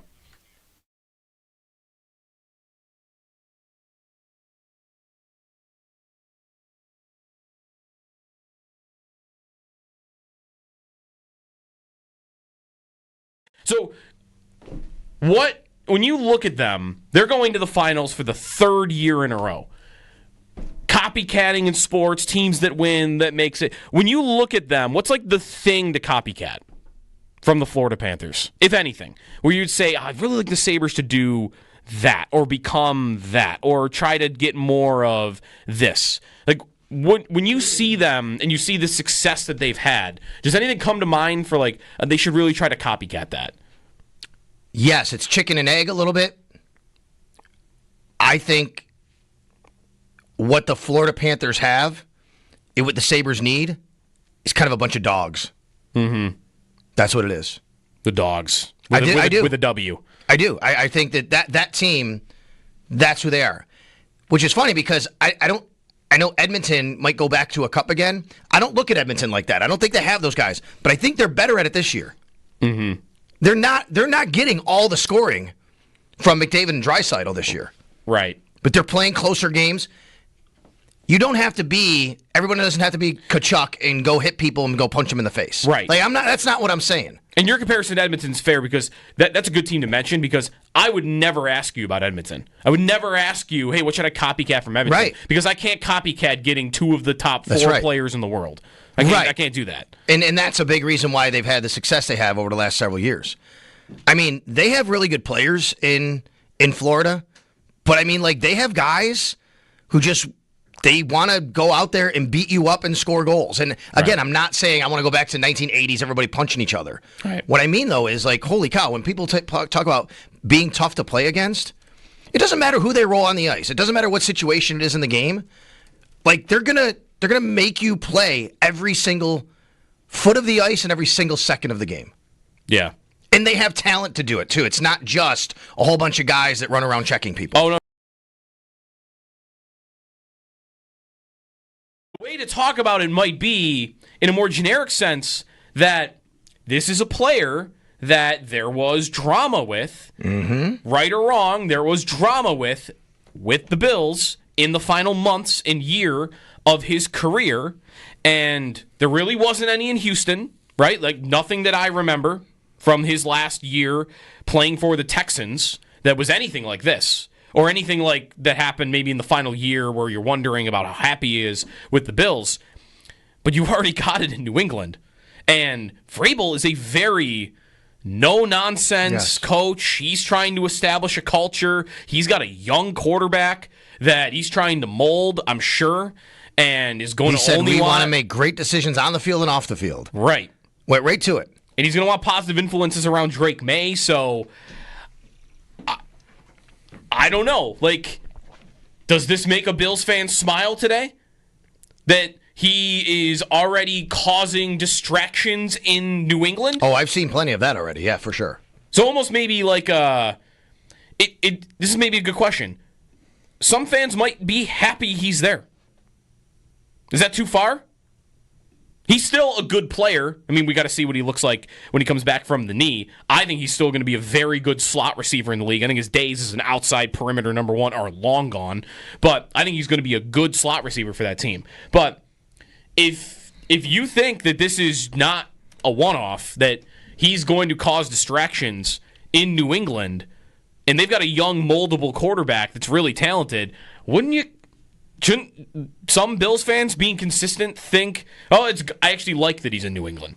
I prefer that he's with the Patriots doing this. Because you think it could rot from the inside because of it, right? You think he could be combustible enough to cause problems from the inside to the outside, where this team, where you think could be the next threat in the AFC East, because they have a young quarterback, they finally might have the coach, they're not there, but they could be better than the Dolphins or Jets, but something could hold him back. This type of thing could hold him back. No doubt I think you could think that. I also think he's not our problem anymore. We don't have to discuss this.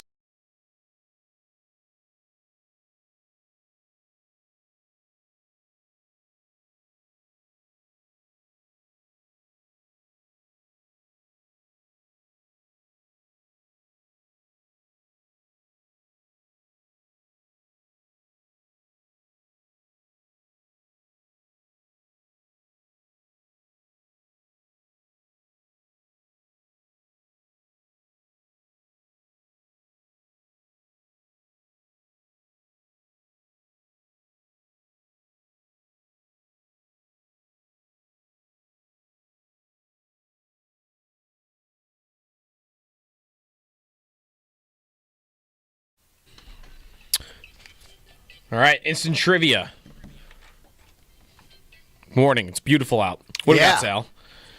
Okay, ready? Here we go. I spoke at length with Elijah Moore. I wrote about it at WGR550.com. You can check it out. Really interesting. He's betting on himself and why he is betting on himself with the Buffalo Bills. But here is the instant trivia. This is striking, Joe. Mm-hmm. Can you name the 11 quarterbacks he's played with in his career so far through his first 4 seasons through New York and Cleveland? It's 11? Now these are guys, to be clear here, I don't know if he caught a pass specifically from each one of these guys in a game. But these are all the 11 quarterbacks through his time in New York, 2 years in New York, 2 years in Cleveland, that have thrown passes in a regular season game for those teams in those years. That's incredible that it's 11 of those 4 seasons. 11, that's correct. All right. Joe Flacco. Twice. He was with New York and Cleveland. Yeah. That's right. Deshaun Watson. That's correct. Deshaun Watson. Let's go Zach Wilson. That is correct, obviously. Zach Wilson, yep. They came in. Wilson was what, same year? Younger? Maybe a year before. They might have been same year. Yeah. Maybe Wilson preceded him, actually.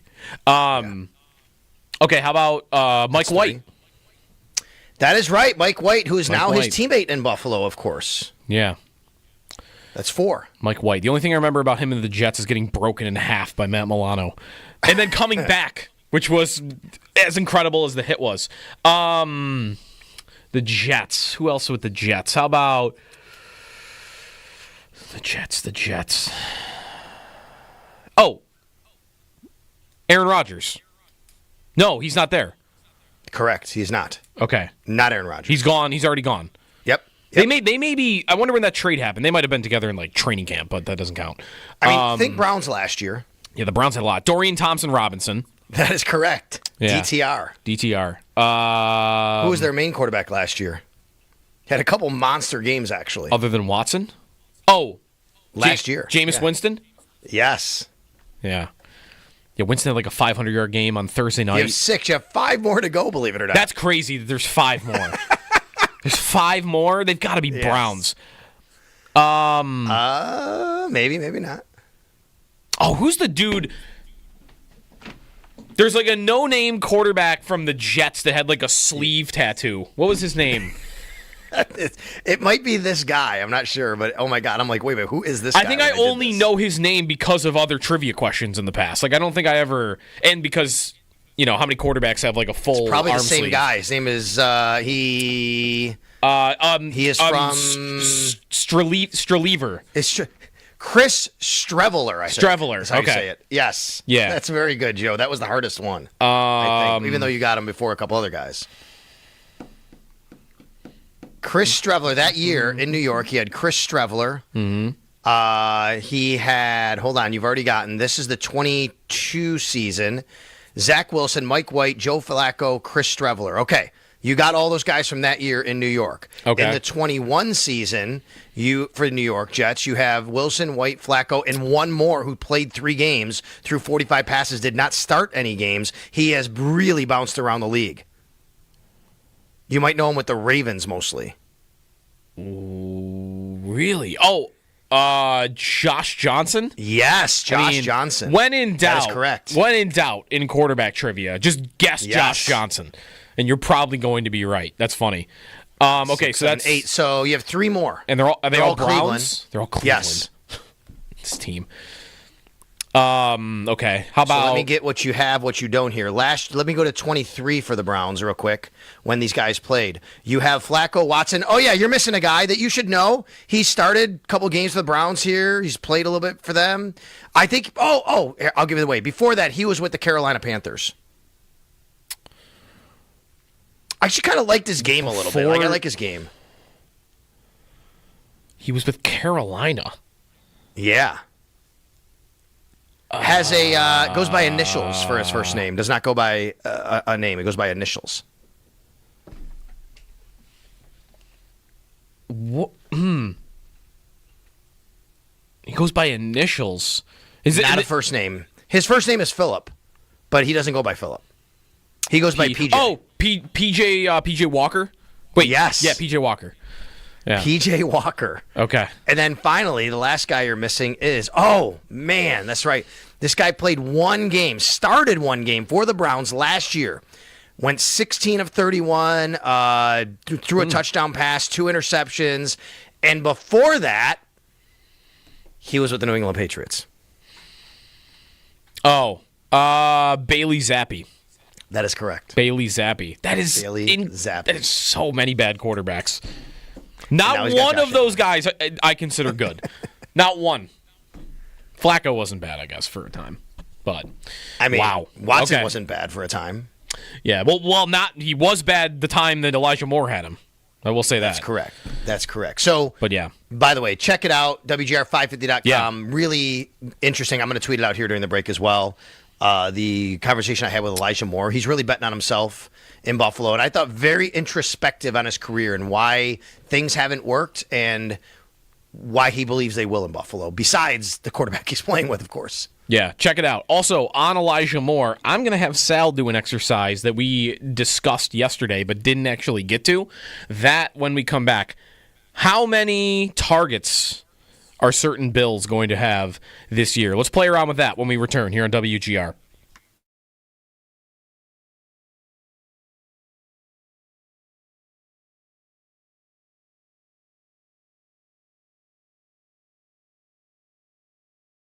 One thing that we'll obviously spend most of today on is that James Cook is the only absentee, the only player not there. It is voluntary. And then we've got to get to Joey Bosa as well, because him already being injured is a story as well. Let's start here, though, Sal. Cook not being there, I don't know, how did you feel like McDermott sounded about it? Are you surprised even that, because even didn't you say that they don't usually give attendance at these things?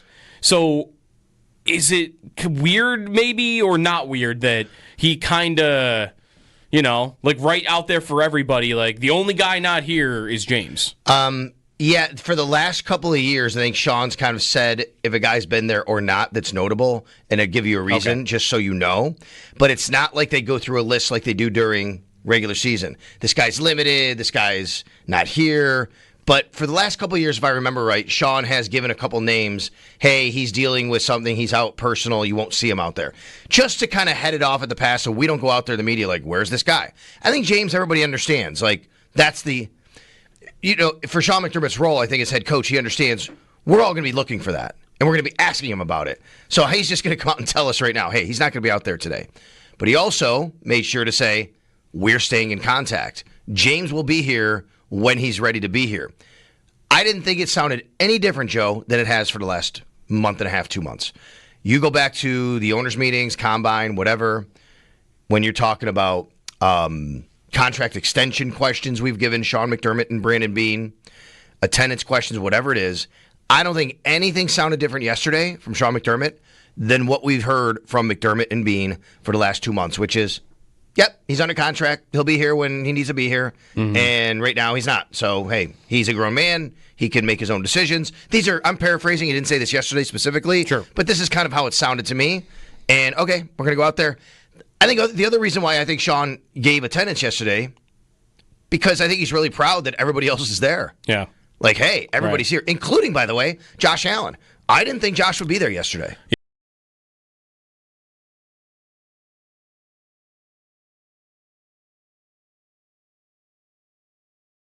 So Chris Kaufman wrote, and I like this. I actually, when I saw it, because he had quote tweeted something about it, or he had replied under the John O. Smith thing, so that's how I saw it. But anyway, I started reading his timeline. I'm like, you know what? This guy kind of has a handle on it.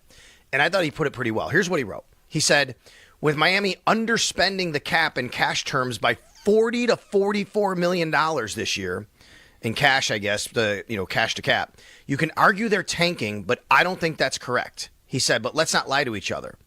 He said they're sacrificing wins for future cap flexibility. That's something that happens every year.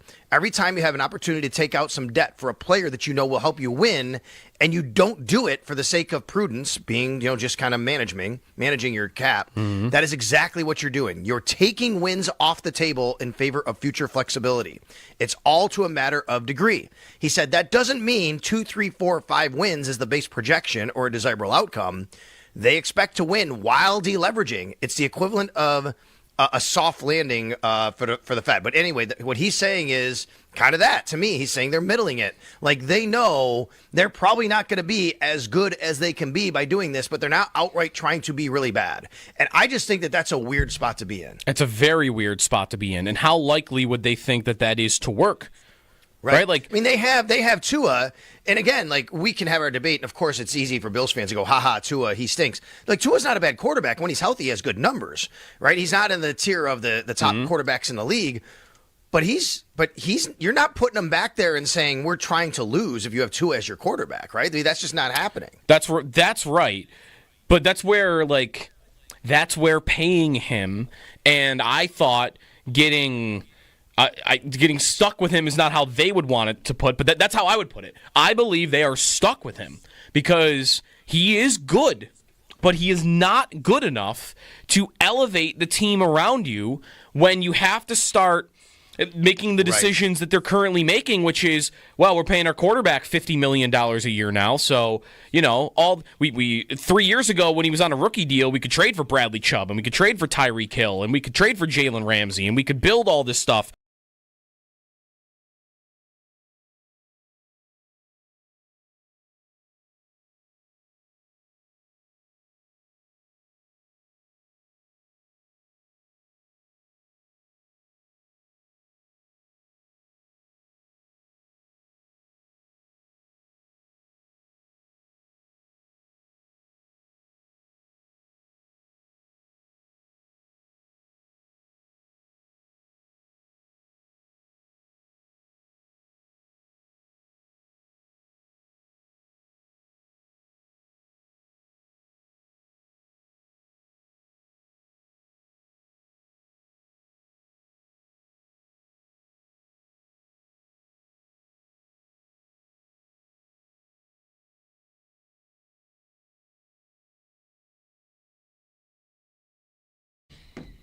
The Oilers punched their ticket to the Stanley Cup final for the second consecutive season, and they will play the Florida Panthers again.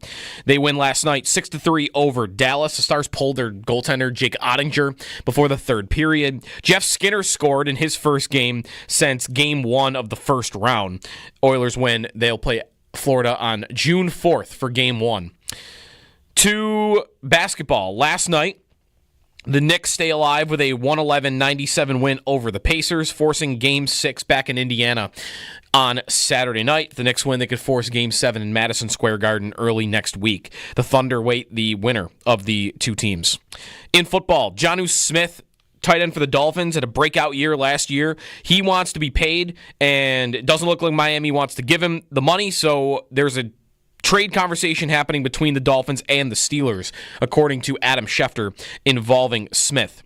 Kyron Williams, running back in L.A., is working towards an extension with the Rams. Sean McVay said they have made positive progress on a new deal. That's your Paddock Chevrolet Sports Update. Paddock Chevrolet celebrating 90 years of being your hometown dealership.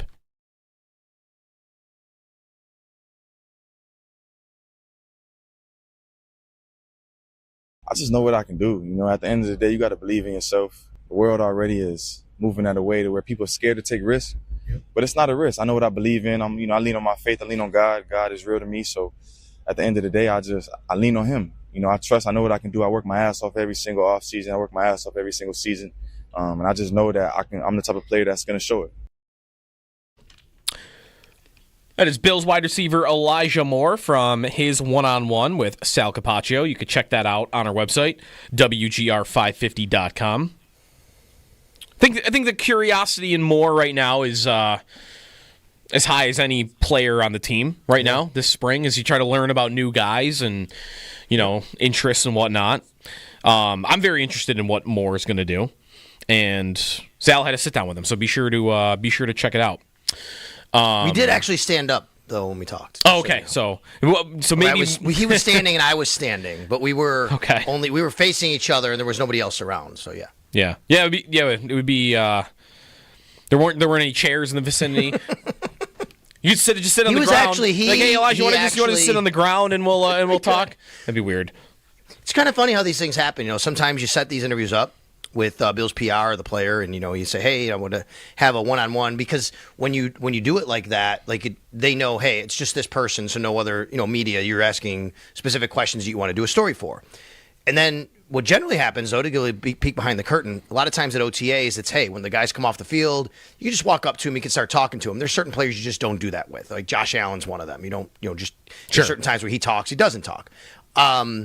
So Moore and Josh Palmer were actually doing a sit-down, I think maybe with Andy Young, Spectrum News, or was it? I can't remember. Maybe it was Channel 247. I don't remember. I apologize. Yes, I think it was. Okay, and they were doing they were actually doing a sit-down after practice, and then they were walking across the field house back to the locker room, and I walked up to both of them and said hi and introduced myself, and I said, Elijah, do you have a couple minutes for me? And he said, sure. And he just stopped, and we just chatted. It was not even pre-planned, which was so great. A lot of times that's what you get. You get the better stuff when it's not even pre-planned like that. It's just like, hey, there was nobody else around, and I said, hey, you want to chat for a couple minutes? Mm-hmm. Started talking to him, and I really just loved the conversation. Wrote about it at WGR550.com, and the bet on himself. I think one of the big things, Joe, for me was him saying, I'm going to paraphrase a little bit here. He said, basically, when you come in the league, you don't think how much system matters and how much being around your the teammates you have matters to your success. And it kind of takes you, and it took him at least a little bit to really realize that it takes everybody and the system and the right fit, right? Yeah. And he didn't trash the Jets or the Browns or the quarterbacks we listed or anything like that. But you could tell the reason why, because I specifically asked him, why did you come to Buffalo when you could have stayed in Cleveland for more guaranteed money, right? You could have done that. Mm-hmm. He had 3.5 on the table, a little less than that, to stay in Cleveland on the rare, unrestricted free agent tender. He chose to come to Buffalo for a less guaranteed salary, but more to make it incentives. Yeah. And I think that, reading the words, listening to him, you could tell look, I'm in a better situation here. This will fit me better. I'm playing with the league MVP. All those things go into it. But a lot of it was self-reflection on, I think I understand now what I need to be successful in this league. It's not just me coming in and saying, I'm going to be great. Yeah, very cool. I was just looking into his college career a little bit too, because I think you mentioned this to him, right? That like people here at the station, I did, I know others did, I think Mike did too, loved him as an idea for the Bills in the draft a couple of years ago when he came out. His career at Ole Miss, I had forgotten he is on that Ole Miss team that was loaded with NFL players that didn't really win because they didn't have, I mean, in addition to all the quarterbacks you just had me name from in the NFL that he had, he was on that Ole Miss team that had all the talent and they couldn't put it together because they didn't actually have a great quarterback.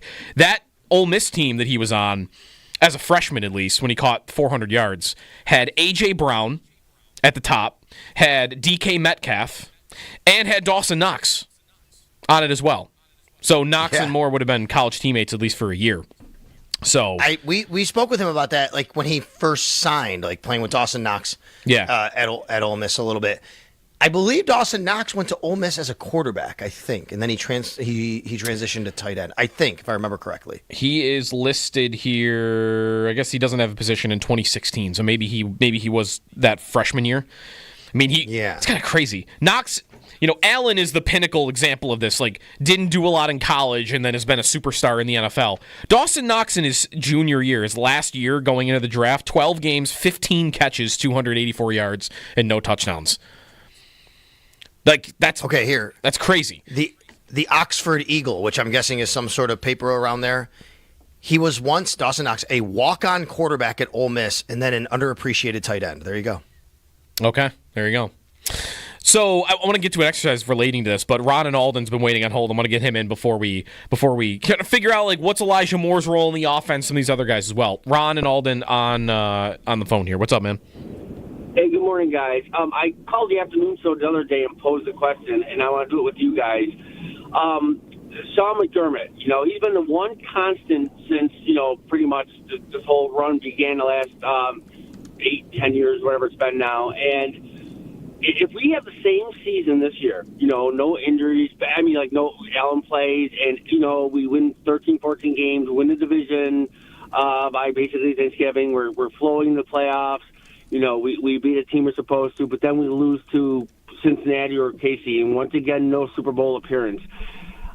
Where is McDermott on this? Is this seat even warm yet? And I know, Sal, you're a little bit closer to the team. That's why I really wanted to call in to get your perspective on this. Would he possibly? Is there a chance he could be fired? I'm saying if the same season's been, and just once again we can't get past like KC again. At some point, one constant besides Josh Allen has been McDermott. Something's got to give eventually. I just want your thoughts on it, and I'll hang up and listen. Thank you. Thanks, Ron. Whenever people ask me this question, I assume they're coming from a place where they say, hey, I think it's time to make a change if that happens, which I think is a fair argument for anybody to make. But my answer is always the same, which is, do you think the owner would do that? I just don't, right? That's what the answer to the question from the caller would be. If you want me to answer that question, it's not what would Sal Capaccio do? Yeah, I think that if Sean McDermott has the same season, there's always a discussion of, okay, just like there has been, do you have the guy that's going to get you over the hump? But at the same time, if you have the same season, that means they've now won 6 straight AFC East Division championships, and they've gone, deep in the playoffs again, maybe to the AFC Championship or whatever, which is really saying a lot. I think he's a really good coach. But the question really is, would the owner make that change in that scenario? Right. What would it take for him to make that change? I think it would have to be drastically short of what the caller just described, Joe. That's my opinion. Like, I think it would have to take not the same season. It would be like, okay, you only won 9 games and went out in the first round. You made the wild card, something like that. That's where I think you have that discussion coming from that standpoint. I understand fans having it, sure. There's a big difference between if a fan thinks that his seat should be warm or hot versus do you think the owner would actually do that? You have an owner that right now is, has a hockey team that has the longest playoff drought in professional sports right now, tied with the Jets, or actually I guess the Jets are technically ahead of them. They're a few months, they're a few months longer. Yeah, by a few months. And he's gone through a lot of different changes on that side, and he has something in football that he probably would covet to have in hockey, which is continuity and stability. And that's what Sean McDermott and Brandon Beane, the caller said the one constant. That's actually a good thing in a lot of ways, I'm guessing, to Terry Pegula. He's had a constant coach and GM and quarterback that have won 5 straight AFC divisional championships and been in playoffs in 6 of the last 7 years. Right. Well, even on the Sabres end, like the continuity last point. 6 years, 7 of 8. I mean, Kevin Adams is going into his 6th season as the general manager. Yeah. So you're even seeing it on that end. I understand why the question is asked. I do not believe his seat is warm in any way. No. I would understand anyone wondering, though, could his seat ever get warm without them having just a fall on your face type of season? Like, could it ever get warm just from playoff failure? Is there ever a point where you winning the division every year and losing in the second round in the divisional round or the conference championship could cause him to have his seat warm? And I don't know the answer to that question. Right now, I think the answer is a definite no. What about in 5 years? I don't know. Like, it's so far out, it's tough to predict. I think there's a chance that they could go Josh Allen's entire career, and if they won the division every year and didn't make the Super Bowl, I'm not sure they would ever make a change. I don't know. I don't know how, but that's so far in the future. Again, that's so tough to predict. The way I feel about it is without a couple of seasons in a row even where they win, like, they have a year where they win 5 games for some reason. There's injuries or whatever, and I don't know. Josh at 33 isn't as athletic anymore, and they win 6. Like, I don't know. The way I usually feel about it, Sal, is that it would take the quarterback doing it. It would take the quarterback having a problem with the coach and going to ownership about it. And I don't think, one, there is anything between Josh and McDermott that would spark that. And 2, I don't even think Josh comes off as the type of guy that would even do it, even if there was a problem. Does that make sense? Yes. I largely agree. At some point, right, like I always believed this same conversation. Like, I remember living down in Florida and having this same discussion with Tony Dungy and the Buccaneers. Mm-hmm. And I thought it was crazy to think that the team would ever actually move off of him because of the success they were having, even though they never got to the Super Bowl. The same thing at the Andy Reid in Philadelphia. Those organizations did ultimately make changes. Right? And in the Bucs case, they won the Super Bowl the next year. In the Eagles case, they eventually did, but they weren't as good right away. Right? I mean, it took a couple changes to actually get there.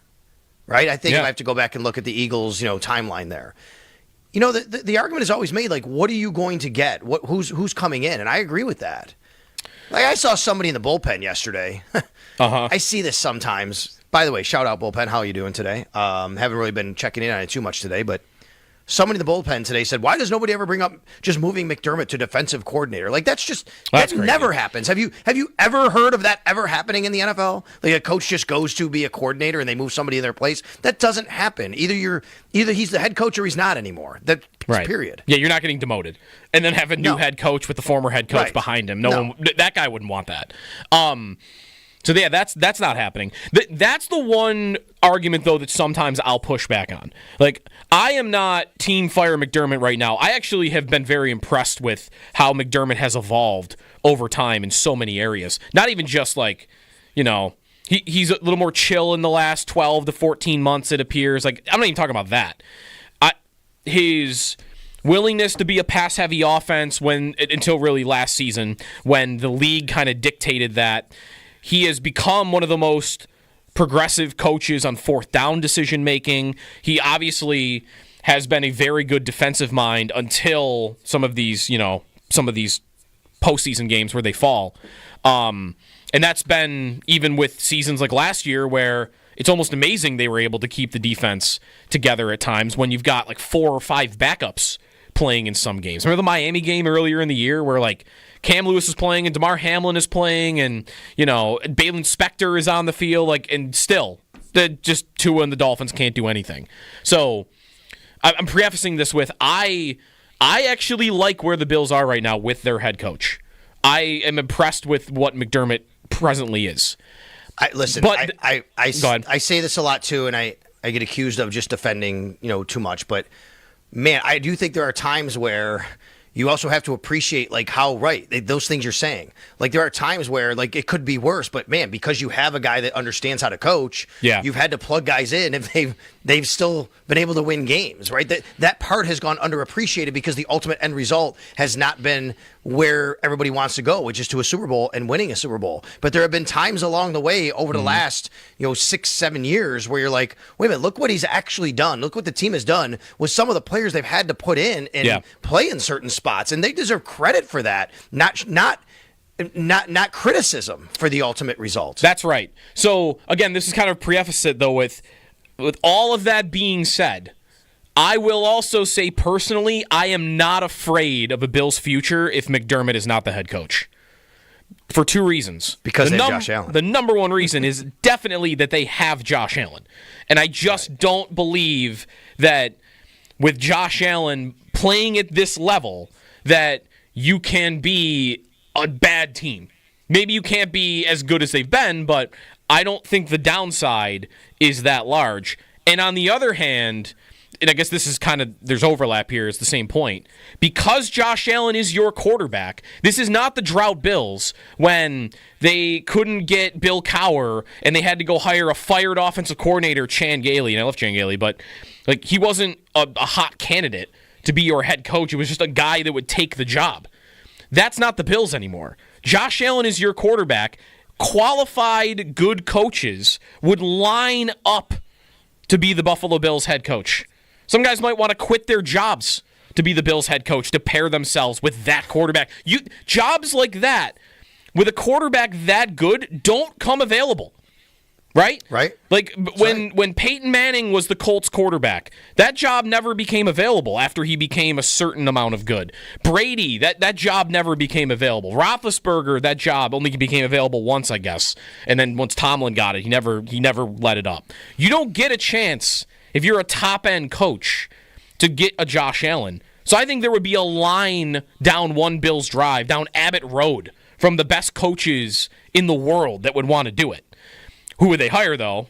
That's a different question. There's also no guarantee that any of those coaches would actually have any more success. You could try it. You could do that. Sure. There's no guarantee that would happen. No, that's right. It would not be a guarantee. So I guess that's kind of where I am on McDermott overall, though. I'm not afraid of a different coach, but I don't need to do it now. I don't need to rush him out the door. I mean, I don't want to say I would never get to that point. And there have even been times in the past, I'm sure the months after 13 seconds, actually I know the months after 13 seconds, I mean, there was anger. I'm done. That was fireable, what happened that day.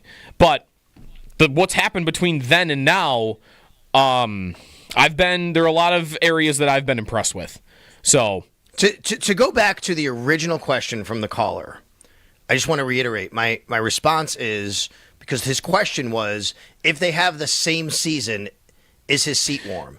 And my response is, I don't see the owner doing that. So, no, I don't think so. Right. Same goes for the GM? Same goes with the GM. I think it would take one of them saying, I'm done, or having internal strife or something like that. Those things could happen that we don't know about, right, behind the scenes. There's always things that could happen behind the scenes. I don't think through performance, if they have the same season, that Terry Pegula is like, I need to make a change. I could be wrong. I just don't see that happening. They have a new stadium opening. You could make both arguments here, which is, why would you do that when you're opening a new stadium? You had the success. You want to go in there with these guys that have had the success. Or you can make the other argument and say, well, just change everything because you're going into a new stadium. It's part of the puzzle that you put together, just like I say him owning the Sabres and everything he's going through with them right now is part of the puzzle. Yeah. Now that I'm thinking about this, by the way, I don't think McDermott is going anywhere for a long time. What was the best coach, well, what's the way I want to put this?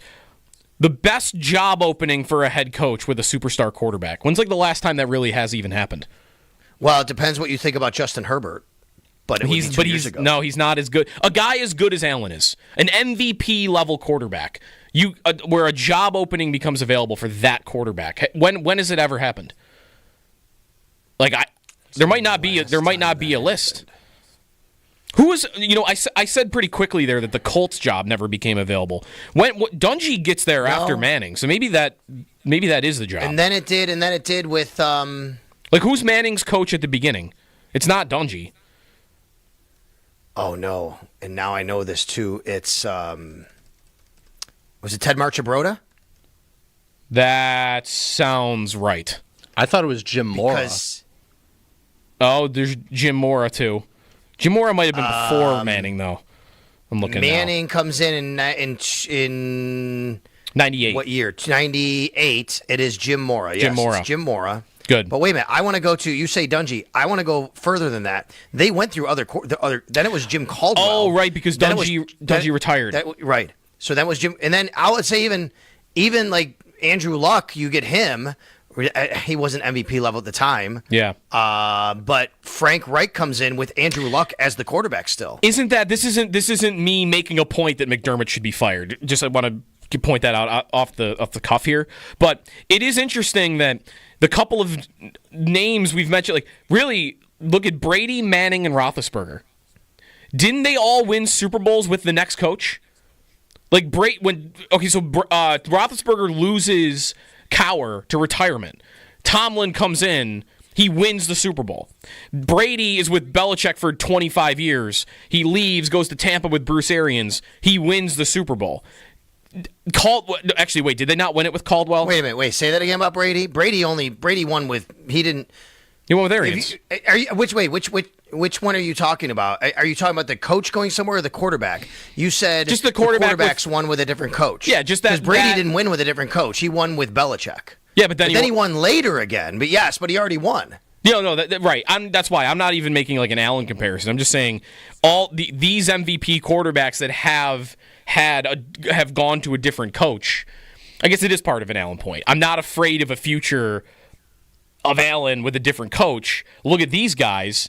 They eventually had a different head coach and they all won. Although I don't know if Manning won with Caldwell. I don't think he did. But he won with John Fox. Eventually. But some won already with their current coach, like Patrick Mahomes and Andy Reid, right? That's right. All of those guys did win with their original coach too. So it's kind of a tough comparison. 8030550. Good question. To get on to McDermott here and as a topic, it's not really one that comes up a lot, but as you kind of heard, like part of that is I just don't think, and Sal doesn't think either, his seat is warm at all, or even should be. Timeout here. We'll get to the exercise that I had planned for 8 that we'll get to when we come back. I want to know how many targets Sal thinks. We had Joe Marino's opinion on this yesterday a little bit more. Some of these other Bills receivers are going to get. We'll do that when we come back here on WGR.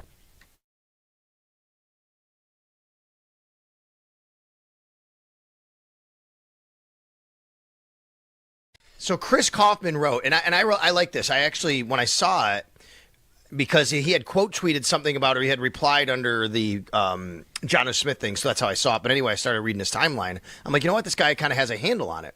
And I thought he put it pretty well. Here's what he wrote. He said, with Miami underspending the cap in cash terms by $40 to $44 million this year, in cash, I guess, cash to cap, you can argue they're tanking, but I don't think that's correct. He said, but let's not lie to each other. He said they're sacrificing wins for future cap flexibility. That's something that happens every year. Every time you have an opportunity to take out some debt for a player that you know will help you win, and you don't do it for the sake of prudence, being, just kind of managing your cap, that is exactly what you're doing. You're taking wins off the table in favor of future flexibility. It's all to a matter of degree. He said that doesn't mean 2, 3, 4, 5 wins is the base projection or a desirable outcome. They expect to win while deleveraging. It's the equivalent of a soft landing for the Fed. But anyway, what he's saying is kind of that to me. He's saying they're middling it. Like they know they're probably not going to be as good as they can be by doing this, but they're not outright trying to be really bad. And I just think that that's a weird spot to be in. It's a very weird spot to be in. And how likely would they think that is to work? Right? Like, I mean, they have Tua, and again, like we can have our debate, and of course, it's easy for Bills fans to go, "Ha, Tua, he stinks." Like Tua's not a bad quarterback. When he's healthy, he has good numbers, right? He's not in the tier of the top quarterbacks in the league, but you're not putting him back there and saying we're trying to lose if you have Tua as your quarterback, right? I mean, that's just not happening. That's right, but that's where paying him, and I thought getting getting stuck with him is not how they would want it to put, but that's how I would put it. I believe they are stuck with him because he is good, but he is not good enough to elevate the team around you when you have to start making the decisions that they're currently making, which is, well, we're paying our quarterback $50 million a year now. So, we 3 years ago when he was on a rookie deal, we could trade for Bradley Chubb, and we could trade for Tyreek Hill, and we could trade for Jalen Ramsey, and we could build all this stuff. So anyways, Von Miller, not on a team yet, but we'll see if he lands somewhere. I have not thought much about a reunion with the Bills, Sal. I don't want to say it's impossible. A lot of guys end up coming back here and loving it here enough that, if they can't find the right home elsewhere, they come back. But I don't know. Even with Bosa dealing with this nagging injury, it just doesn't feel like it fits. I agree with that, but I would say that we've seen in the past where the Bills do kind of reach back to guys that they know their system, they can plug them in because they have these kind of issues going on. I don't think they're at that point yet, but I do think about Bosa being hurt, Hoyt being suspended, Ogunjobi being suspended, and what does that look like? Now they've done some, I guess a little bit of surgery here on the defensive line throughout the offseason. I think it's the biggest position they've done it. Maybe I guess cornerback could be as well. So I do kind of think like that about it a little bit. The thing that would hold me back is, what would Von want to play for? And you're not going and signing him to a minimum deal to bring him in like a Jordan Phillips, I guess, throughout during the middle of the season. I don't see something like that happening, so money would be a factor. But if the Bill, I guess I would never say it's a 0% chance because the Bills, if Joey Bosa is injured, he can't play, something like that happens, and you do have Hoyt sitting out there who's suspended or whatever, and you're like, okay, we got to do something here. I think that's the type of player that they would go and say, okay, let's bring him in. He knows exactly what we're about. We know what he's about. Yeah, and Von had some great underlying pass rush numbers last year. He couldn't play every down, which is right. a limiting factor for money for him too.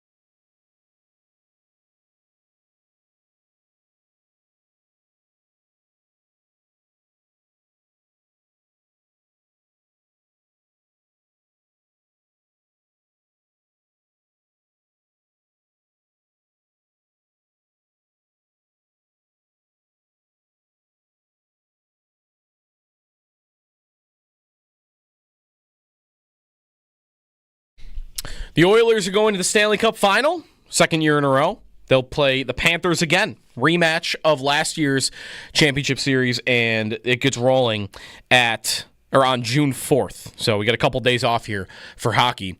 Basketball, meanwhile, the Knicks force a Game 6 in Indiana with a win last night, 111-97. Game 6 will be in Indiana Saturday at 8 o'clock. The Thunder await the winner in the NBA Finals. In football, Jonnu Smith is on the trade block, or at least the Dolphins and the Steelers are talking about a trade involving him.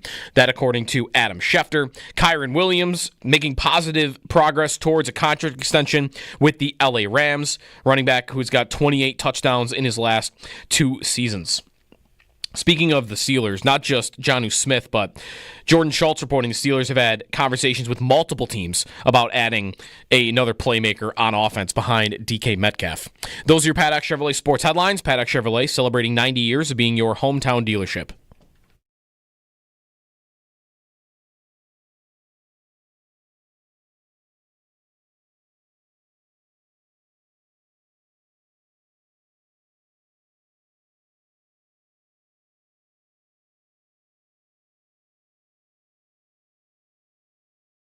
Yeah, when he came back, he really looked like he had been working. And that's the information we were getting in our little conversations with him during that kind of down period. And when he came back, he was in really good shape. You could tell he had been working drill-wise, weight room wise. So, real proud of what he's done to this point in the off season. Continuing it now into the 3 weeks of practice will be important, and then on into the summer break. Bills head coach Sean McDermott this week on Keon Coleman, who seemed to come back in great shape out of the offseason. Still is the offseason. Good morning. It's a sunny, beautiful Friday morning. We got the weekend coming. Jody Biasi, Sal Capaccio. Jeremy White is off this week. He's playing some golf out in Boston. Boston's not, they have great golf courses. It's not a golf trip, though, that I've ever thought about. I thought about Carolina and Florida, of course. And actually, Sal, I don't know if you've seen pictures of where they're hosting the U.S. Open this year. No, not the U.S. Open. Where are they hosting it? Wisconsin, though. Wisconsin golf, I guess, is U.S. like Open's famous. in Pittsburgh, near Pittsburgh. Right, Oakmont, right? Oakmont, yep. Oakmont, which I don't think you could play. I don't think you could just get on to Oakmont. Florida golf, though, I'd like to do that at some point. I saw some videos of a friend who's down there that it looks beautiful. So, well, I think that I think the reason why you don't think of Boston, you think of warmer weather places when you think about going golfing. Right. Generally, what your brain goes to, even though in the summer there's fantastic courses everywhere, including. Obviously, here in New York State, I mean, we go to Rochester. Oh, my God. Rochester's unbelievable. Everywhere. Yeah. Rochester golf is criminally underrated. I mean, maybe Incredible. Oak Hill is very, very famous, but a lot of the other courses around there as well. It's very hilly, which makes it, every course is a little bit unique, I would say to that. Mm-hmm. All right, so yesterday we had Joe Marino on. He did a podcast recently trying to figure out the pecking order in terms of targets. There's snaps, there's receptions, there's, a lot of other ways that you could kind of break that, just the depth chart straight on. But there is no depth chart this time of year. So, Sal, I'm going to have you do the exact same exercise that Joe did on his show. But I'm going to give you 500 pass attempts to work with from Josh Allen. So that's a slight bump. It's 13 more than he had last year. So it's largely the same. It's just it's a nice round number of 500. If I told you today that there will be 500 targets to go around in the Bills offense, you can do it however you want here. You could start by giving a guy's few numbers. I could tell you where you're at, and you could go back if you want. How would you start to figure it out or guess at it? No one told me there would be math on a Friday morning Jeremy and Joe show that I would have to be a part of here. I just want you to know that. Well, no math before 7 a.m. is our rule. It is 8:37. Oh, is that what it is? We have a no math before 7 rule. No math expectation before 7 at least. All right, let me pull up last year's so I can kind of get some comparisons here. Okay. Because I think that's important to kind of see how things shook out a little bit. I think I'm safe. So I have to give you like a player and the number here. Give me a player and the number, and at the end of it, I could tally it up, and we can edit things if we need to. Yeah. Okay, I think Khalil Shakir at 100 sounds good to me.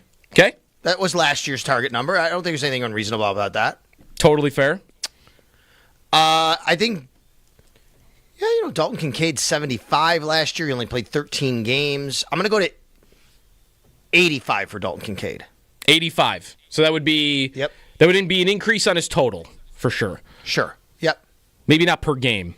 No, it'd be about the same per game. You really what you want from Kincaid, as much as the volume maybe to go up a little bit, is you want the efficiency to go up, right? Like his catch percentage was very low last year for a tight end. I'm going to go with Keon's going to have a uptick. I'm going to say 70 for Keon Coleman. Okay. I would take that. I'm good with that. Okay, so I'm eliminating the 50 for Matt Collins. I'm going to spread them out. I'm going to eliminate the 32. That's 82 I have to kind of disperse on top of the guys I already have here. I think James Cook. Who was the 32? Cooper? Yep, Cooper. Exactly. Sorry. I think where James Cook falls about right. Let me look. What was James Cook the last 2 years? It was about exactly the same, wasn't he? I think so. Oh, no. 54. No. 54 and 38. So let's middle that a little bit. Let's go to 40 for James Cook. Okay. 40 for James Although, you know Cook. what? I mean, Ty Johnson has been a really nice third out. Yep, and they re-signed him, and Josh Allen has called Ty Johnson. Did he say outright? Is he one of the best, or did he call him the best third down back in the league? Like, it made him one of them, but... I think what I want to do here, actually, is go between Cook and Johnson. Last year, they had a total of 38, 48, 58, 63. So that sounds about... Okay, I'm going to go 60 between the two then. So instead of James Cook at 40, Yeah. I'll go, let's say 30 and 30. 30 and 30 for Cook and Johnson? Yep. Okay. Yep. Hold on, I'm looking. So I'm at 315. Is that right? 315, yeah. I wasn't going to give you the number because I was going to give you the opportunity to go back and take away any if you were on. If you went over. Okay. Well, I still want to do that after you tell me and show me. Yeah, that's fine. But you could do it. I'm not even listing the players here. I'm just going through the numbers when I give them to you. So let me see if I can how I can do this here. Okay.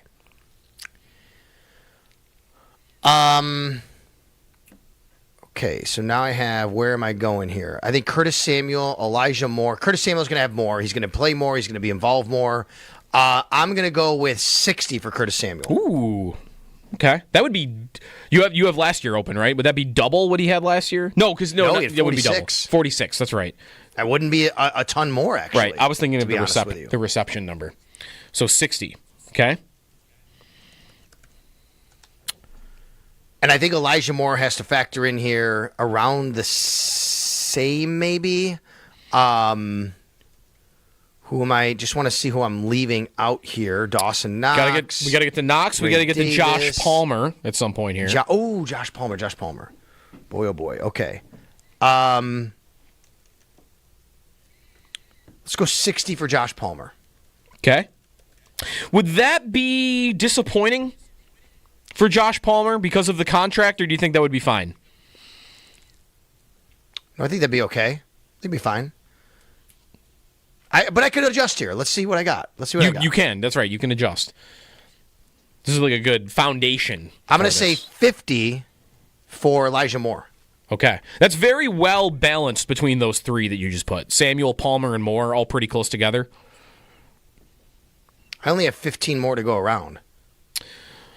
That's right. And, that's not good because I still have Dawson Knox. Uh-huh. I still have Ray Davis. Uh-huh. And then I still have insert name here who's going to be on the field like a Jackson Hawes or a Zach Davidson or whatever. I would say the best way to do it, let's complete that list and then we can go back and take away if we need to. Okay. Let me just throw the remaining 15 on Dawson Knox because I know I'm going to have to do this differently, okay? Uh-huh.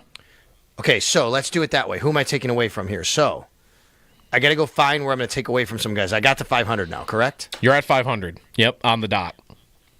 Who do I have left out? A lot of the, I don't want to call them the miscellaneous guys, but Ray Davis and Jackson Hawes and Tyrell Shavers maybe plays a couple games this year. Okay, so I'll say this. What I want to do is, I think the way I want to do this is, I don't think Ray Davis will get 19. Yeah. So let's go to... You could also you want me to put other? With the rest of them combined, total at Sure. I think anybody under 20 should be other, right? Yes, I would agree with that. Would that make sense? Yes, definitely. All right, so get me to... So other gets me from 500... Let's go backward. 500 down to 480 if I go to other. Okay. Right? So now I have to take away from people. Yes. Because I also want to add to Dawson Knox. I don't think he's only going to have 15. Yeah, how many... forget how many you've done for all the other people. Dawson Knox, you think, has how many targets this year? Just isolated from the rest of this. What would you say?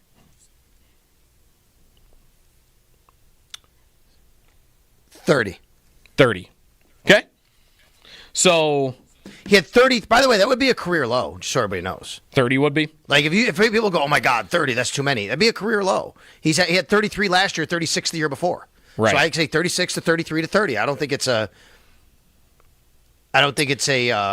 terrible projection. I could even go to 25, but I'm going to say 30. Okay. For right now. So what Sal has right now, 100 for Shakir, 85 for Kincaid, 70 for Coleman, 30 for Cook, 30 for Ty Johnson, 60 for Samuel and Palmer each, 50 for Moore, 30 for Knox.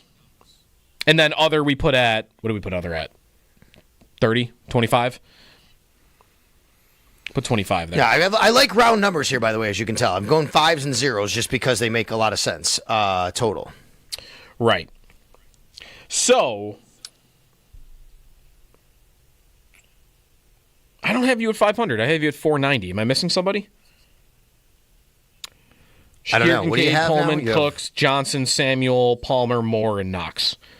Maybe I still think the math was wrong. I think you've got 10 to give still. I do. Yeah, you have 10 to give out. Okay. So you can add to anybody if you would like, actually.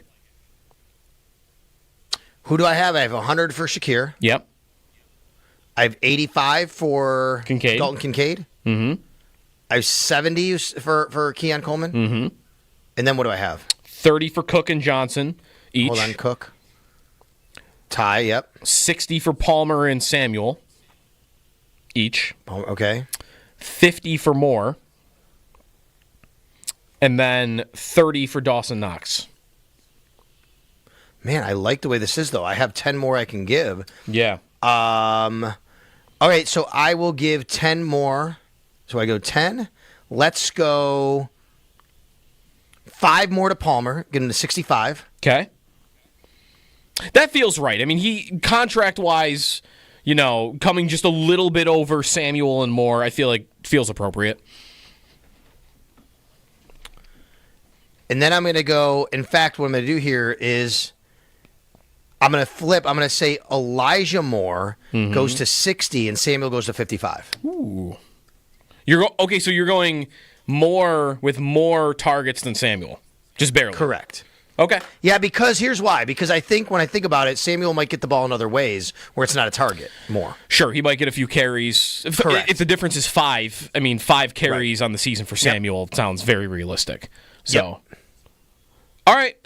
There's my 500 right now. I think that looks pretty close to what could. I think if I were doing it myself, I would have the only guy that looks a little low to me might be Palmer, but this is why the exercise is good and why I think you did a good job at it. I can sit here and say I think Palmer should be higher, but I don't know who I would take away from because everybody else kind of looks right. So maybe 65 is good.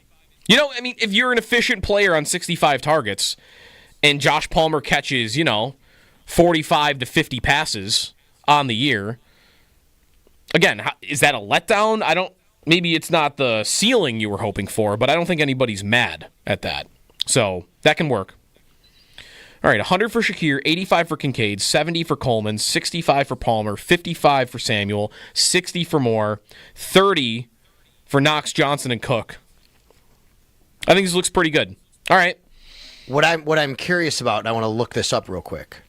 Maybe I could do this in the break. Is how many teams have, what's the top 3? How they disperse it amongst some of the teams in the league. Because right now I have 3 guys at 70 plus. Right? Is that normal? You know what I mean? Yeah, that's a good question. I think this is a very everybody eats-esque list. This is. I bet there aren't many teams that would be this good at spreading it around. Especially, there's some that come to mind immediately, like Cincinnati, is not this. Right? They have, what percentage of their targets goes to 2 guys? It's a huge number. Yeah, but Mike Gesicki was 3rd with 83 last year for them. Well, that's not bad. That's higher than Chase I thought. Brown had 65 on top of that. Well, right. Let's look at the Dolphins ball real quick. They throw the ball. Tyreek 123, Jonnu Smith 111, Devon Achane 87, Jalen Waddle 83. They have 4 guys over 80. Yeah, that's pretty crazy. Well, that's the pass attempts too. Yeah, right? That's right. But you have a huge drop after that. There's nobody above 47 after that for them. Yeah. 803-0550 is the phone number. We've got Christopher Carter coming up at 9 o'clock. Speaking of weapons, the Steelers are looking for another one. Also, there is TJ Watt drama right now, in addition to, are they waiting on Aaron Rodgers still? So there's a bunch of things to get to with Pittsburgh, and we'll do that coming up at 9 o'clock. I've got a Sabres question quickly for Sal when we come back. It's also a Sabres anniversary when we come back.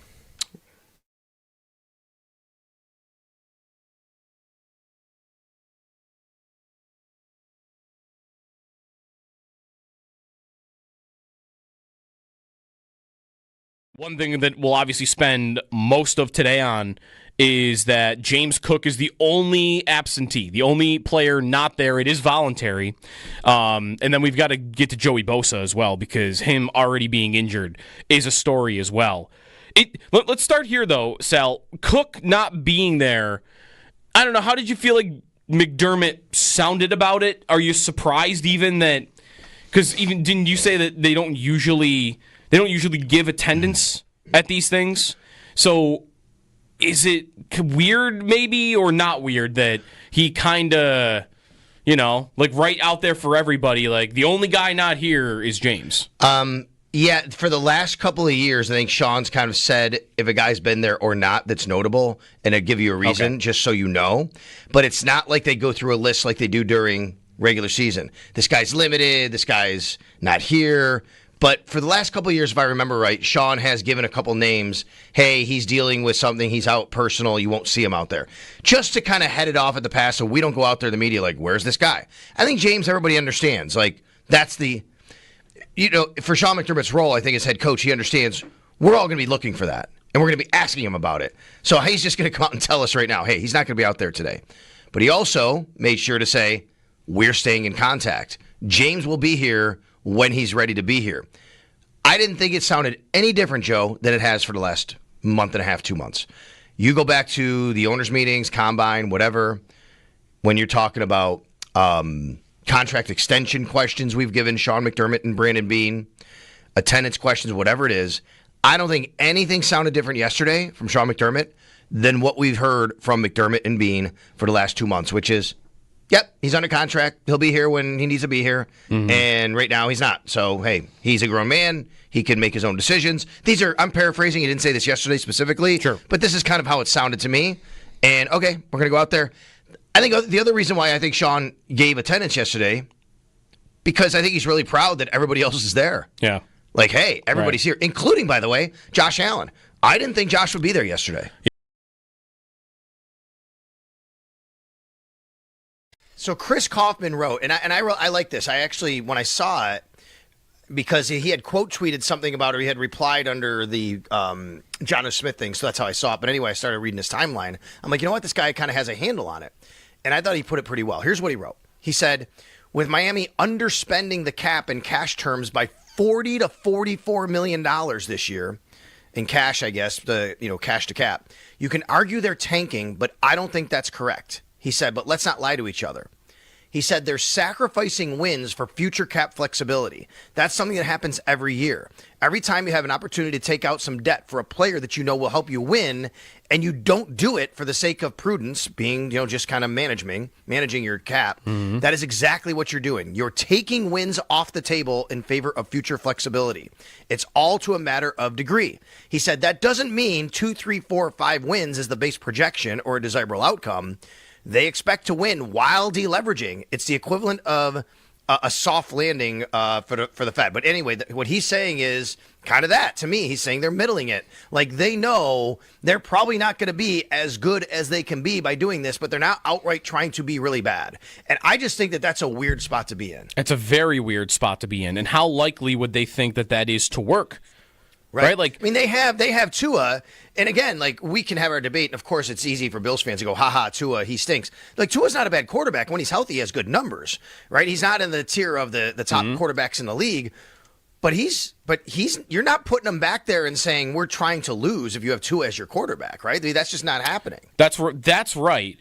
But that's where paying him, and I thought getting stuck with him is not how they would want it to put, but that's how I would put it. I believe they are stuck with him because he is good, but he is not good enough to elevate the team around you when you have to start making the decisions that they're currently making, which is, well, we're paying our quarterback $50 million a year now. So, we 3 years ago when he was on a rookie deal, we could trade for Bradley Chubb, and we could trade for Tyreek Hill, and we could trade for Jalen Ramsey, and we could build all this stuff.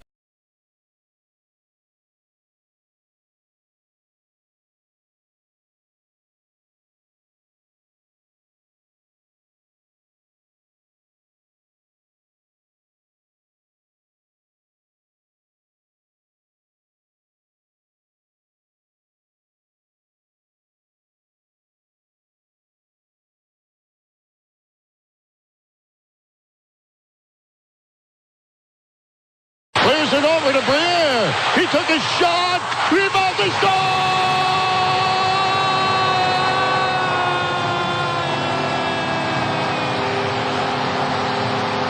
Danny Briere let it rip. It jumped up in the air, went over the shoulder of the goaltender, and went across the goal line.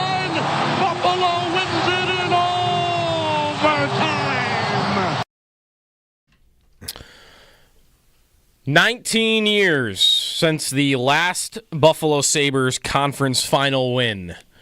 Game 6 at home against Carolina. You were living in Florida at that point? I was, but I actually was on an airplane during this game headed to Europe. We were going on a vacation. And this is I wasn't able to watch the game on the internet. Right. On the airplane and TV. What, the plane didn't have OLN? Right. OLN. I remember I had a friend who I said, you got to call my cell phone and leave a message. And when I land, I'm going to check the message on my cell phone. And that's how I found out. I did not see this goal. I did not see this game. And I remember once I landed, we landed, and I called, I checked my messages on my cell phone. And he basically said, Briere scored in overtime. They're going to Game 7. That's how I found out. Yeah. Wait, so you had messages. You didn't have to call, or did you call someone to ask what the score was? No, I had because of the time difference. It was because of the time difference, I think. Oh, yeah. This was late at night. Like I said, hey, when whatever happens, call my phone and leave a message. Right. You know what I mean? And I basically, because I don't remember, even texting back then wasn't the same kind of, you know what I mean? Yeah. I don't remember specifically how it worked. But either way, I remember literally getting my voicemail about the game and the score from my buddy. Gotta love Sabre playoff. Going down Sabre playoff memory road is the same as what kind of technology did they have back then? Is basically what it was. Yeah. Because, and Joe, I was in Europe for Game 7. I wasn't here for Game 7 either. I remember. Okay. So you wouldn't have. Kind of that happening. And I don't remember watching the game specifically, but I was trying to keep up somehow because, again, this is years ago, obviously now. And I don't remember. You couldn't have just watched it on your phone. Yeah. Obviously. Right. It wasn't the same. Yeah. 803-0550 is the phone number if you want to get a quick call in. If you're on hold, we'll try to get to you coming up in the next segment. We'll also have Christopher Carter on. We'll talk some Steelers. I'm going to save that Sabre question maybe at 9:30 about – I want to get just a quick question about J.J. Peterka and potential offer sheets because there's this murmur out there about him and Frank Saravelli Daily Faceoff actually has Peterka as his number one player on his offseason trade bait board. So I got a quick question about him at 9:30, but I want to talk some Steelers when we come back. Christopher Carter joins us from Locked On Steelers. That's coming your way after the break. Getting to the 9 o'clock hour, Jody Biasi, Sal Capaccio here on WGR.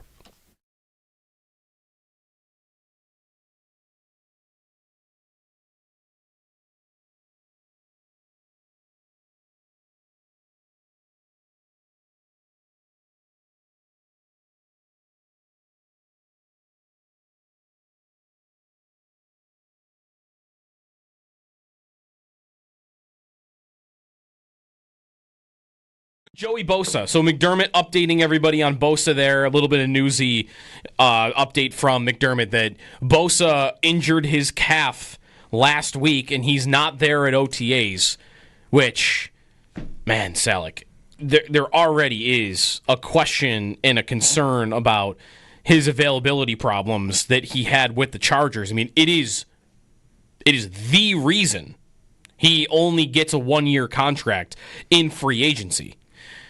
And they're not even on the field for things yet, and there's already something that's popped up. Yeah. Now, McDermott said, how did he phrase it? It was for the foreseeable spring that he'll be out? So basically, yeah. However he phrased it, what he said was the rest of this offseason program. Foreseeable spring, offseason program. So, and part of the reason is because he did say it happened recently. So they are still in an exploratory mode, which gets you a little bit more, oh my gosh, what else could it be? But, Joe, you know Sean McDermott well enough by now. Mm-hmm.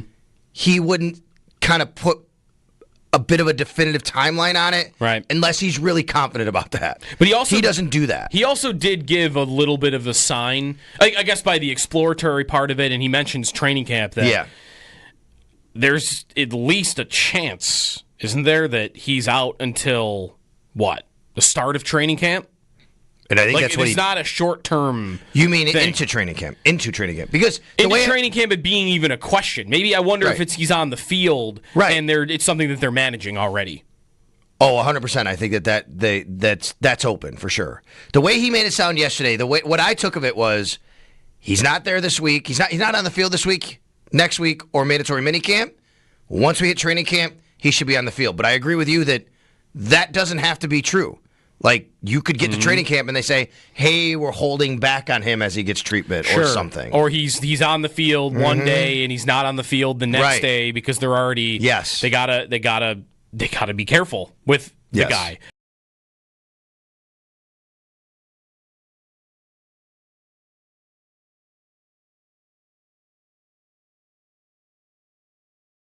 The way to talk about it might be in a more generic sense that this is a player that there was drama with, right or wrong, there was drama with the Bills in the final months and year of his career, and there really wasn't any in Houston, right? Like, nothing that I remember from his last year playing for the Texans that was anything like this, or anything like that happened maybe in the final year where you're wondering about how happy he is with the Bills, but you already got it in New England. And Vrabel is a very no-nonsense coach. He's trying to establish a culture. He's got a young quarterback that he's trying to mold, I'm sure, and is going to only want to make great decisions on the field and off the field. Right. Went right to it. And he's going to want positive influences around Drake May, so I don't know. Like, does this make a Bills fan smile today? That he is already causing distractions in New England? Oh, I've seen plenty of that already. Yeah, for sure. So almost maybe like this is maybe a good question. Some fans might be happy he's there. Is that too far? He's still a good player. I mean, we got to see what he looks like when he comes back from the knee. I think he's still going to be a very good slot receiver in the league. I think his days as an outside perimeter number one are long gone. But I think he's going to be a good slot receiver for that team. But if you think that this is not a one-off, that he's going to cause distractions in New England, and they've got a young, moldable quarterback that's really talented, shouldn't some Bills fans, being consistent, think, I actually like that he's in New England. I prefer that he's with the Patriots doing this. Because you think it could rot from the inside because of it. Right? You think he could be combustible enough to cause problems from the inside to the outside, where this team where you think could be the next threat in the AFC East because they have a young quarterback, they finally might have the coach, they're not there, but they could be better than the Dolphins or Jets, but something could hold him back. This type of thing could hold him back. No doubt I think you could think that. I also think he's not our problem anymore. We don't have to discuss this.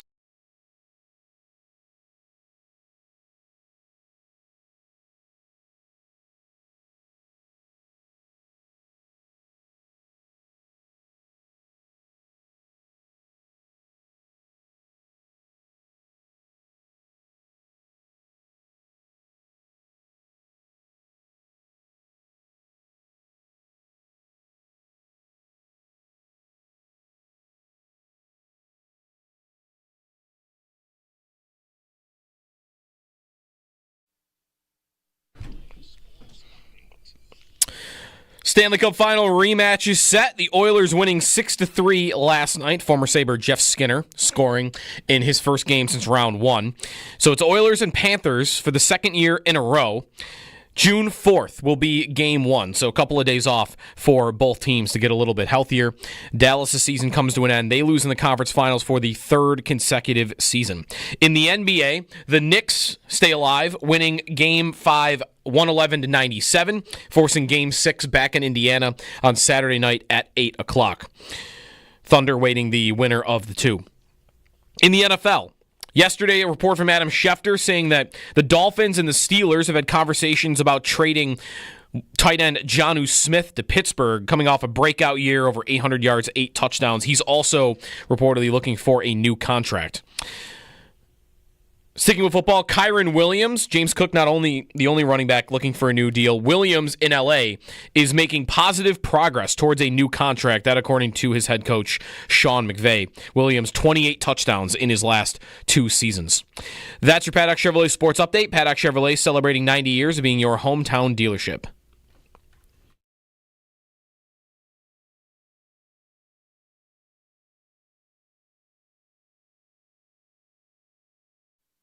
And now 3rd and goal. Huntley checks it short. Jonnu Smith through the 5 and into the end zone for the touchdown. He picked through all kinds of traffic and found 6 at the end. Talk some Steelers here. Jonnu Smith coming up a little bit yesterday.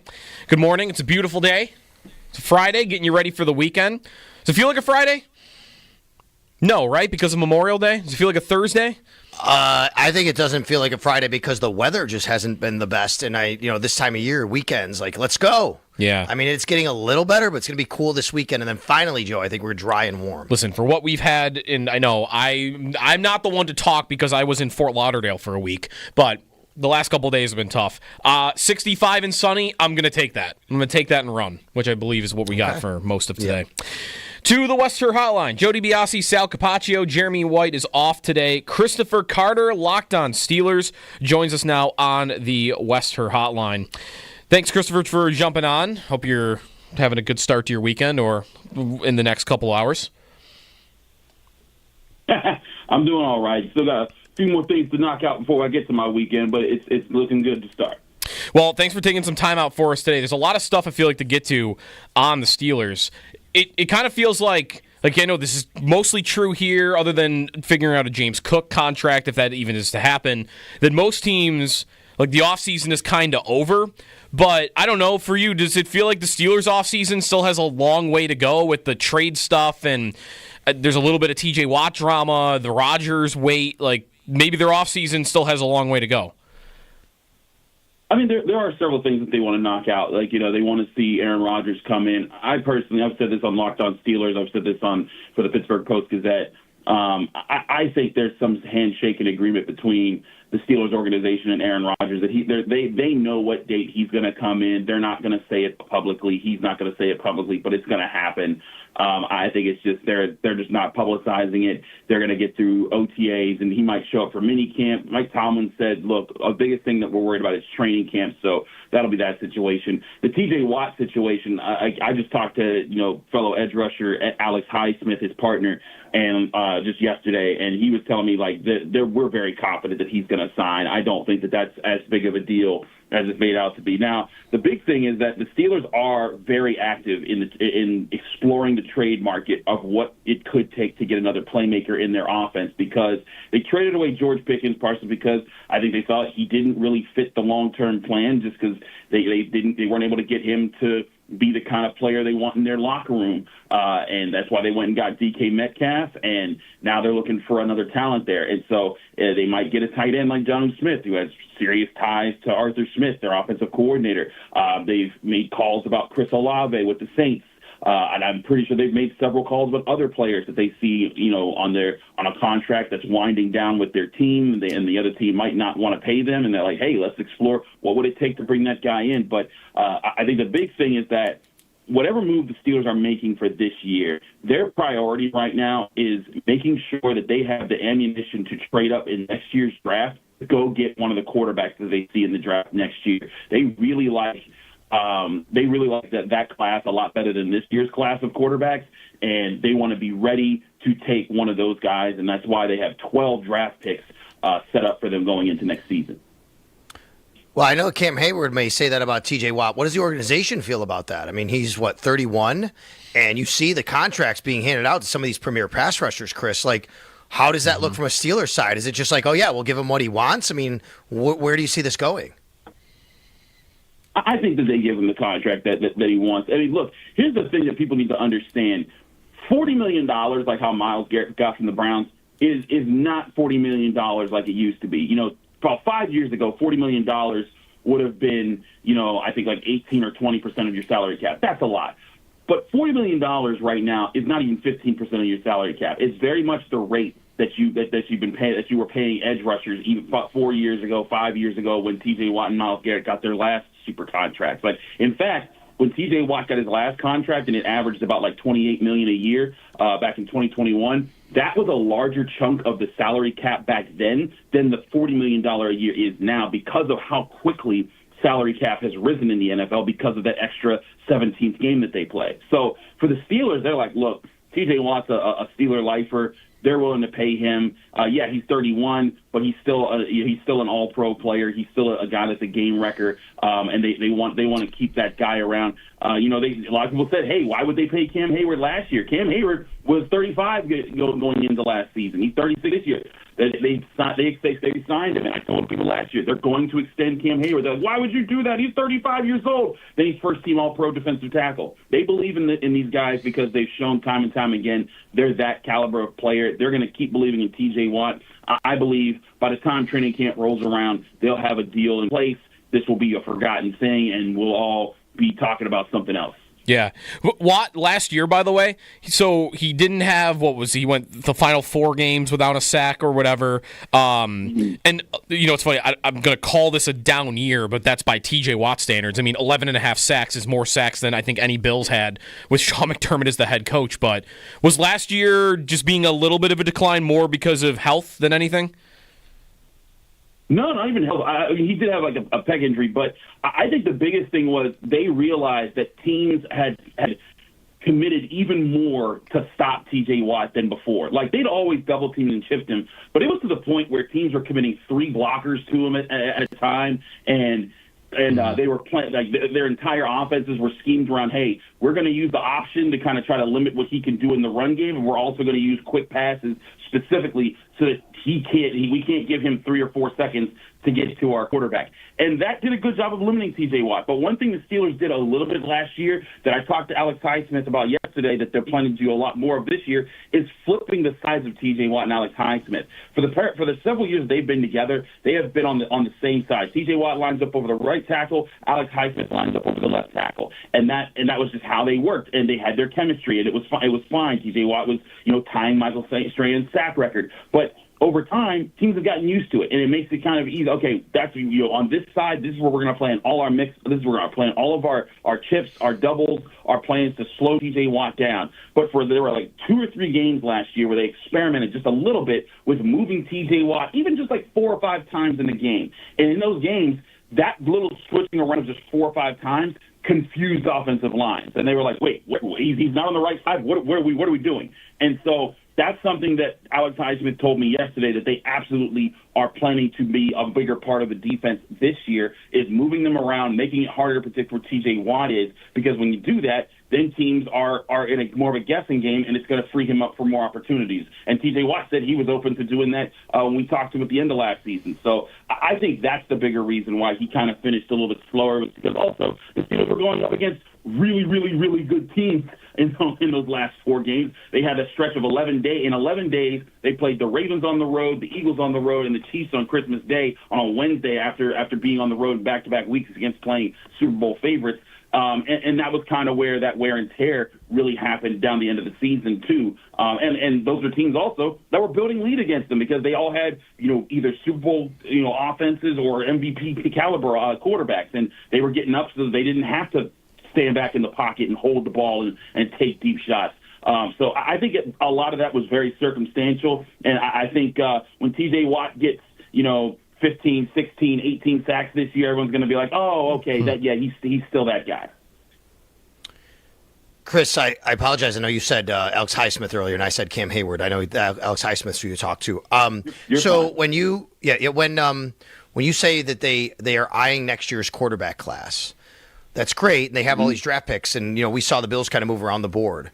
But draft picks can only get you so far. Like, if you're going to bring in Aaron Rodgers and they expect to have a better season, you also could be picking a little bit lower, right? So how does all that mesh? Is it just, hey, like, would they want to get as high as possible? You're not going to get the top quarterback, necessarily, unless you have teams aren't going to drop down into the 20s necessarily who are picking up in the top, if that makes sense. So how do you navigate that if they want to bring Aaron Rodgers and be as good as they can and make the playoffs, but still eye next year's quarterback class?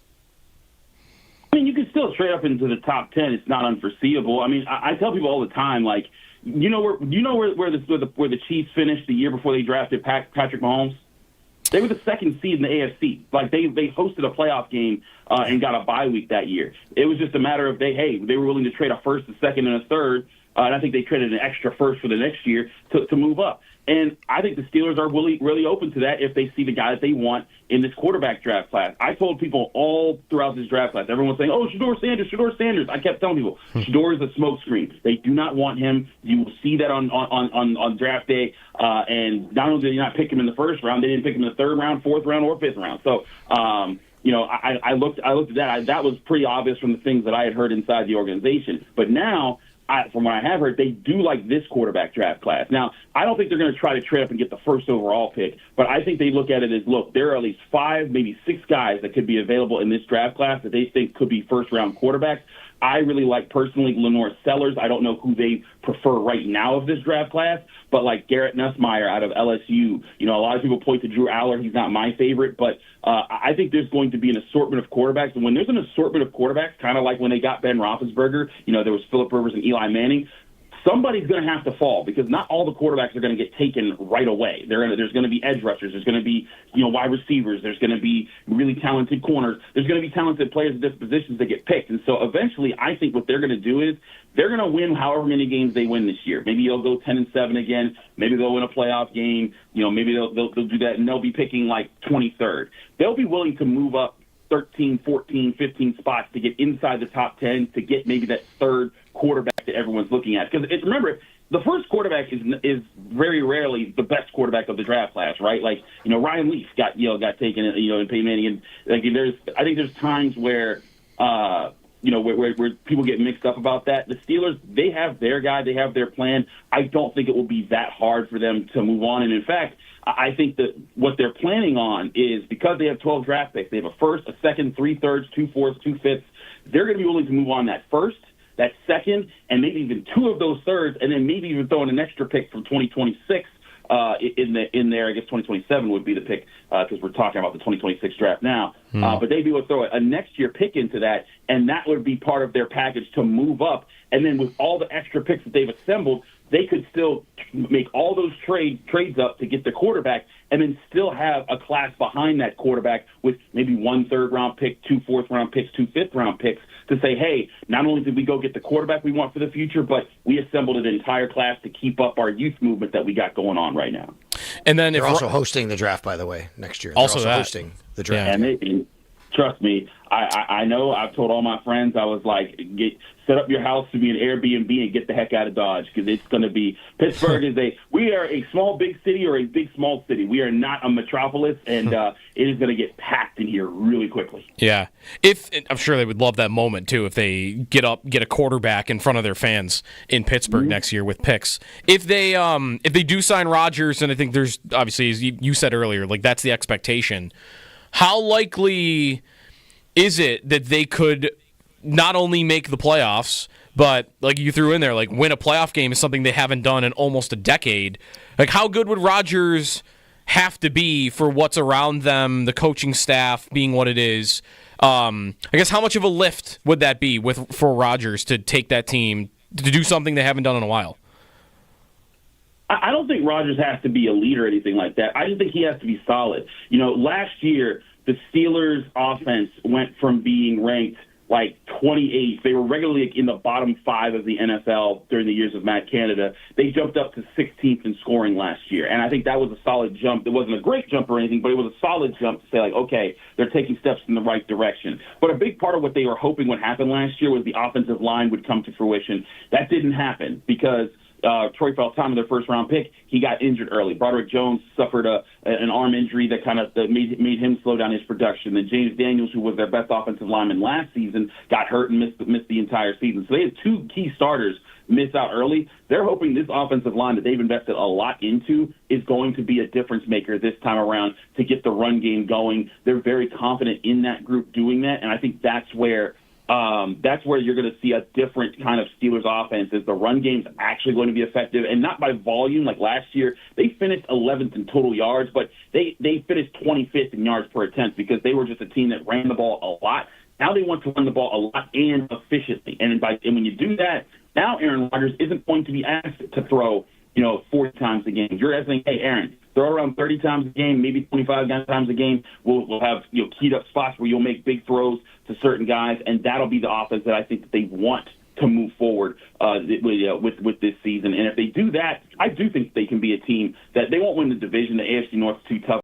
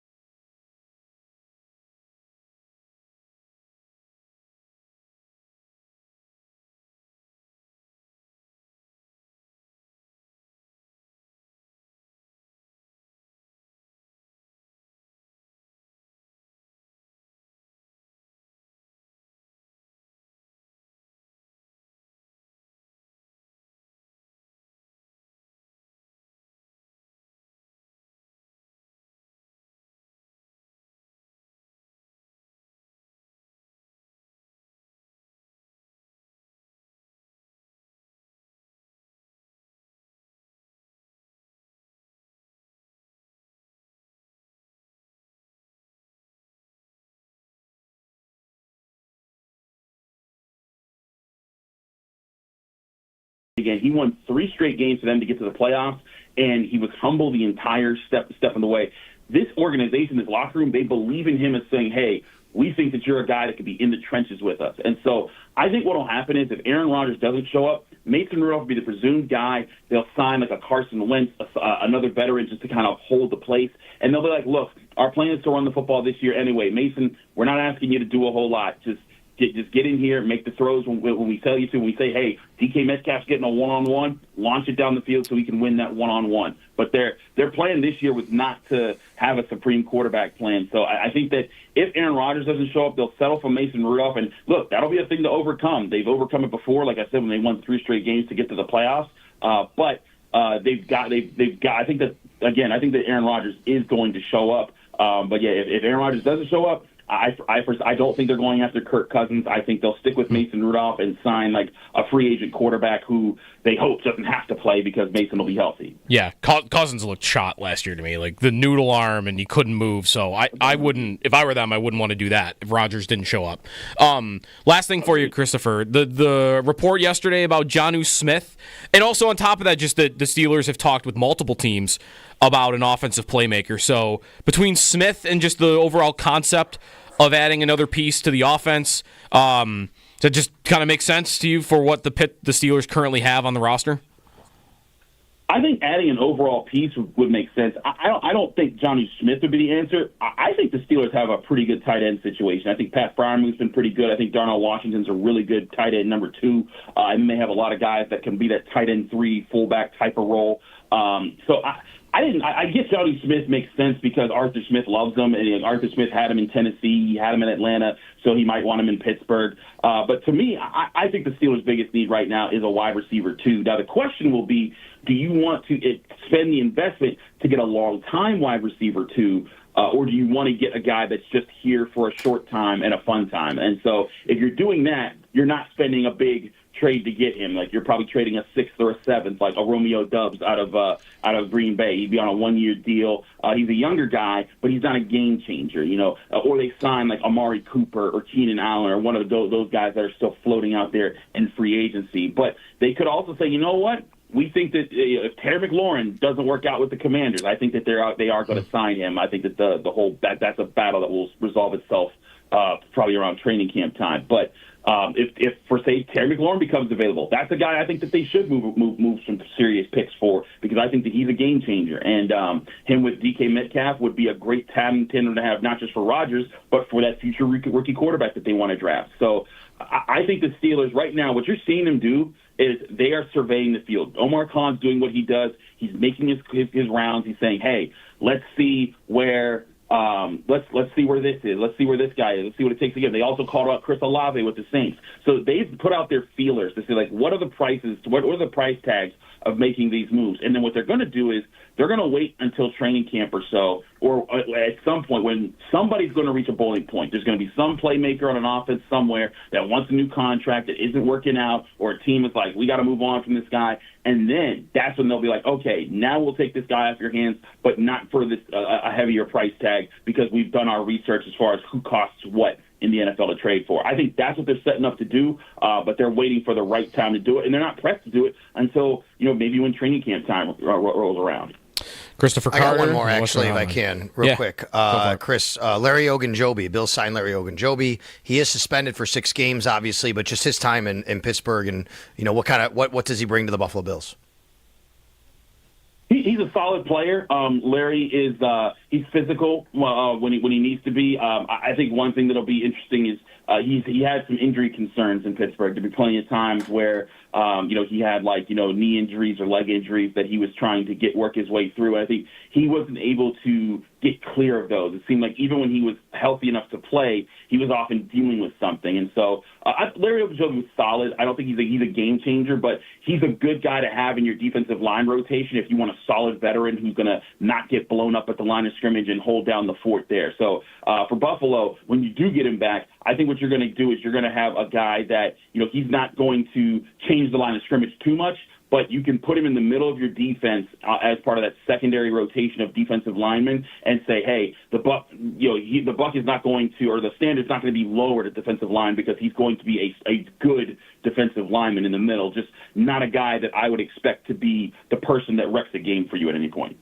Christopher Carter in the Western Hotline. You can check out his stuff at Carter Critiques on Twitter, Pittsburgh Post-Gazette, and Locked on Steelers, of course, a good listen as well. Thanks as always, Christopher, and enjoy the weekend. Thanks for having me, guys. Pittsburgh Steelers. I think they'll sign Keenan Allen, by the way. I think that'll be their move. Just seems like they don't have a slot receiver, and that's what he does at this point in his career. So I think that fits, but we'll see if they want to pay the money for it. 803-0550, the phone number. Weekend's coming. I've got a Sabre question for Sal when we come back, as there's going to be some free agency stuff in the next month, a Marner hunt maybe, and maybe offer sheet talk. I mean, here on we have like a quota, I feel like, for offer sheets here on the morning show every year. So I got a little bit of that when we come back. Jody Biasi, Sal Capaccio, stay tuned here on WGR.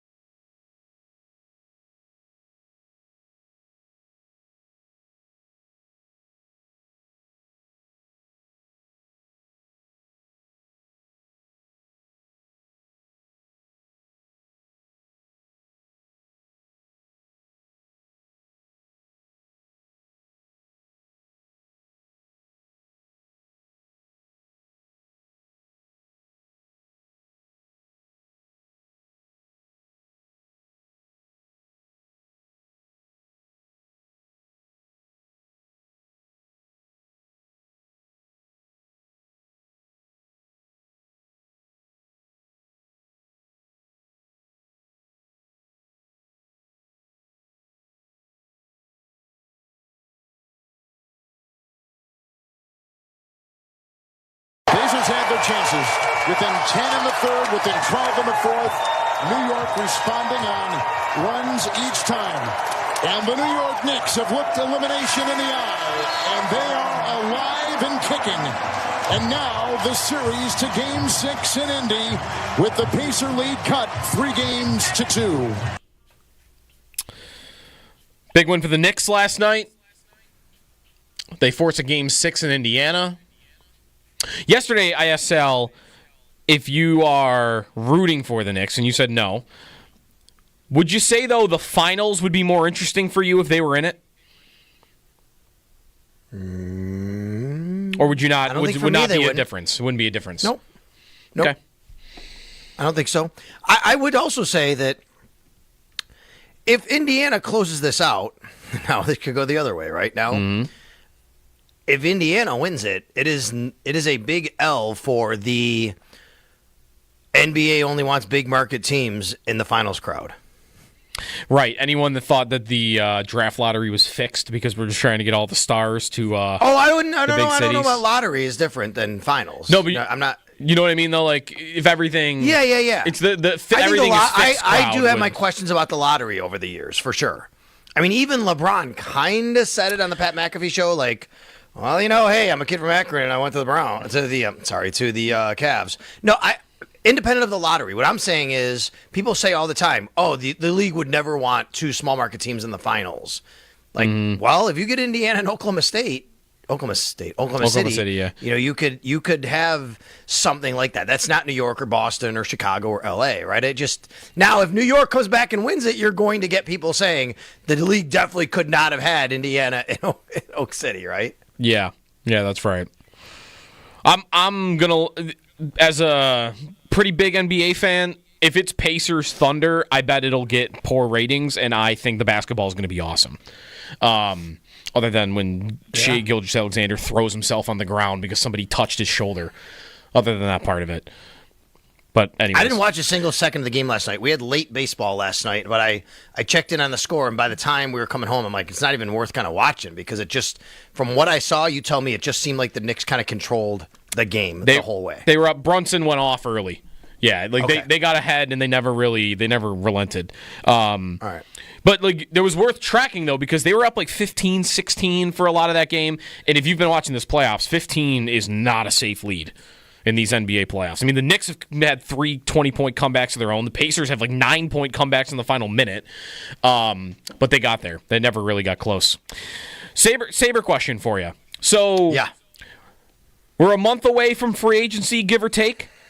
Sabres have a couple of RFAs. There's been, as there is every year, there's a little offer sheet chatter, and the Sabres are written about as maybe a potential target because of just, how they operate financially at times and the level of player that they have that are coming up as RFAs.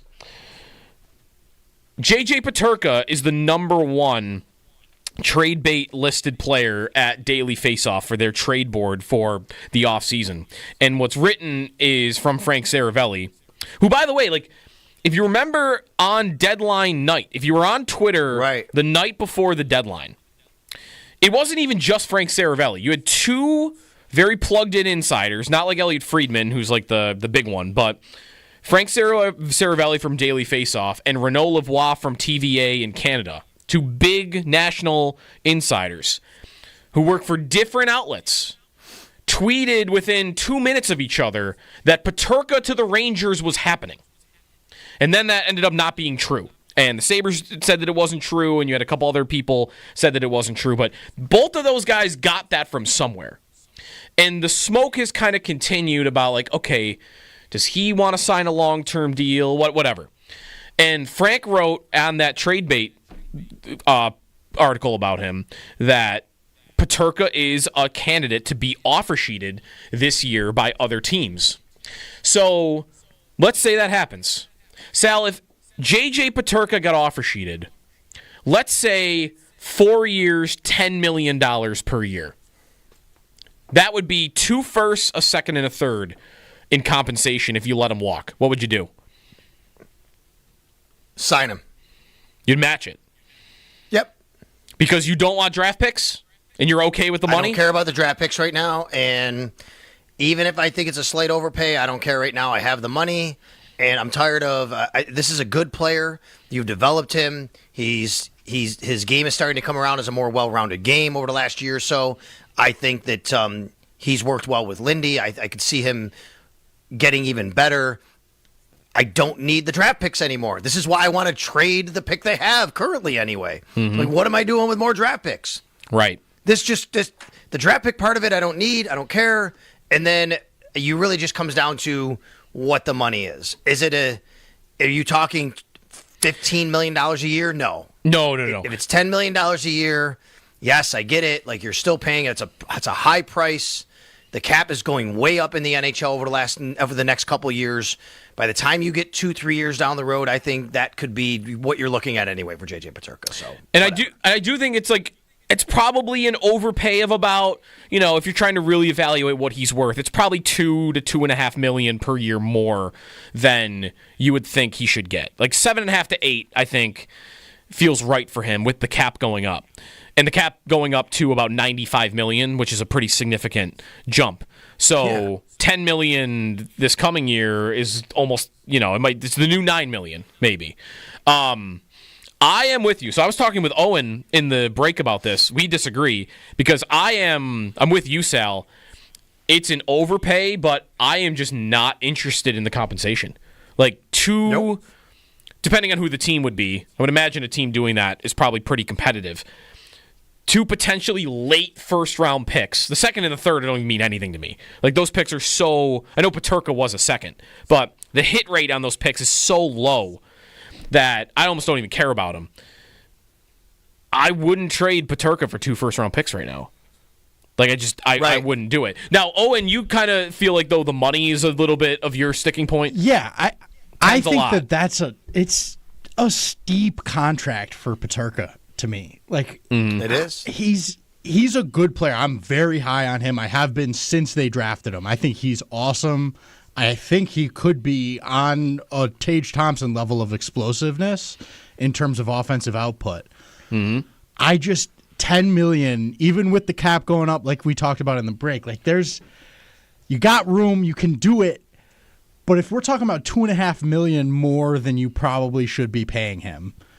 Mm-hmm. What are you giving up on the roster? Like $2.5 million is a lot of money in the NHL. Are you giving up anything on this roster, considering that you're very low to the salary cap? Where you are right now. Well, I think your question is what's your individual sort of stance on that in terms of the team? Like, are you willing to pay Peterka $2.5 more and not?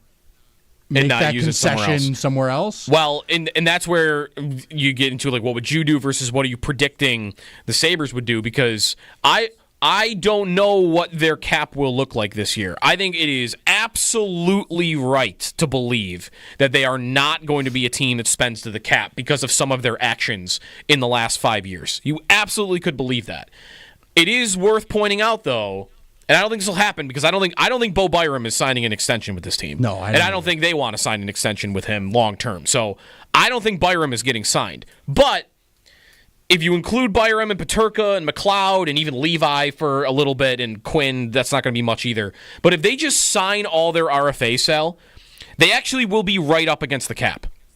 But again, that's including Byram. And I don't think they're about to give Bo. I don't think there's a scenario where he's getting $6.5 to $8 million.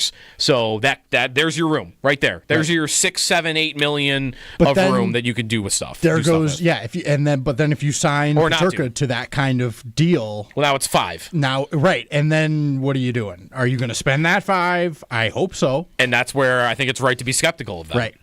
And all right, so I have 3 points on this very quickly. Number one, okay. I will even admit and say that, like, this is a departure of how I believe, and I will tell you that teams normally operate, which is, look, if you have a value on JJ Peterka of 7.5, well, you can't go to 10, right? Like, that's how teams. This is the James Cook discussion, and people say, "What's the difference? He wants 15. Just give him, give him 15 if you think he's worth 12." Well, there is a big difference. That's the value you have on him. That's a lot of money. So even the way I talk, I'm saying I don't care if they overpay him. Whereas I generally would say, like, you should care about that. But I do think you have to project out at his age. There's a difference between a guy like James Cook, his age, his position in that sport, versus J.J. Peterka and where he could go. And what you're looking at, that contract might be 2 years from now, right? And saying, okay, I think that's worth it 2 years from now. Number two, tell me what team is giving him that offer, Joe, because here I just throw out a team you think it could be. Could it be the Rangers? Rangers, the first team that comes to mind, because that was the team mentioned with him, and they are Drury. I think is going to be acting in desperation this offseason. Like his job is on the line. But go ahead. All right. Well, I mean, if you say the Rangers, now I'm not saying everything the Rangers does is like obviously right or correct, or you should operate because they feel that way. Sure. But obviously there'd be a team out there willing to give J.J. Peterka that kind of contract. Somebody values him like that, and like to me, that should speak something to you about that in that scenario. Yeah. Right? Yeah, that's right. I mean, that's where offer sheets are a different animal, and it's maybe part of the reason you see so few of them. Although we have seen a couple more. Like there were two last year. Remember the Blues went after same team. Yeah, same team against. They went after the Oilers. Both Oilers.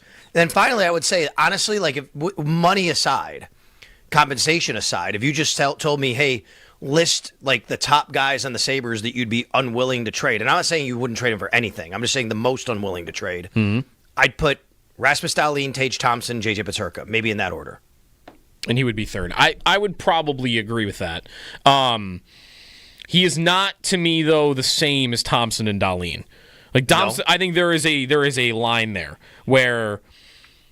And part of that is because, though, it's different, and I know you know this, that Tage and Dahlin are under contract. You know, like there's nothing really to figure out there. It's just, do you want them on your team or not? And with those two, it's an obvious yes. Peterka, I think it's also a yes. Like you want him on your team. He's a great player, especially 5-on-5. And some of his 5-on-5 numbers the last 2 years are some of the best in hockey offensively. Yeah, he's a monster 5-on-5. But you have this question about, you know, will he sign a long-term deal with you?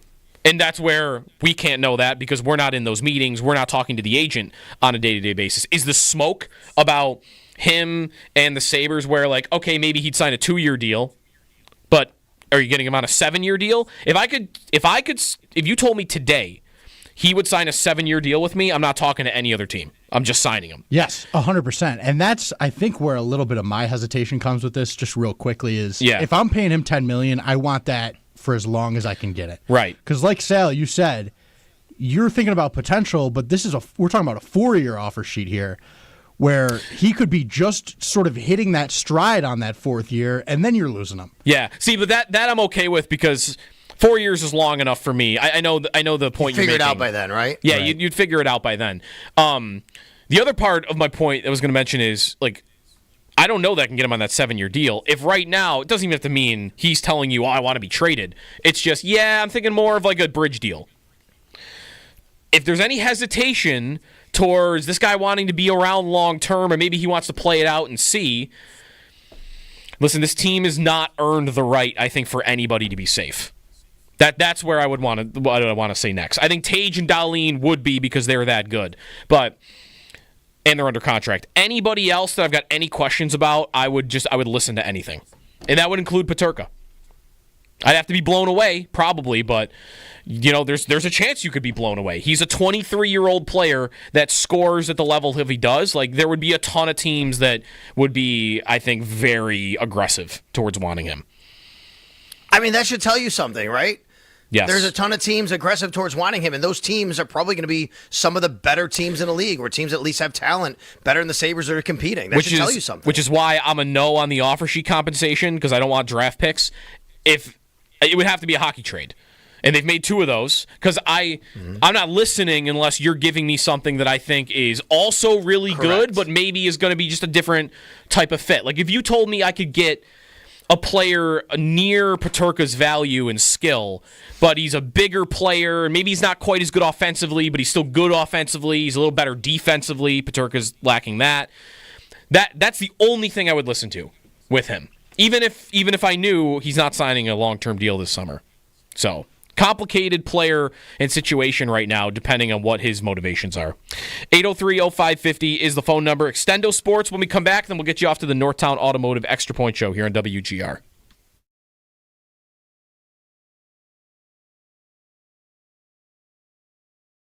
So anyways, Von Miller not on a team yet, but we'll see if he lands somewhere. I have not thought much about a reunion with the Bills, Sal. I don't want to say it's impossible. A lot of guys end up coming back here and loving it here enough that, if they can't find the right home elsewhere, they come back. But I don't know. Even with Bosa dealing with this nagging injury, it just doesn't feel like it fits.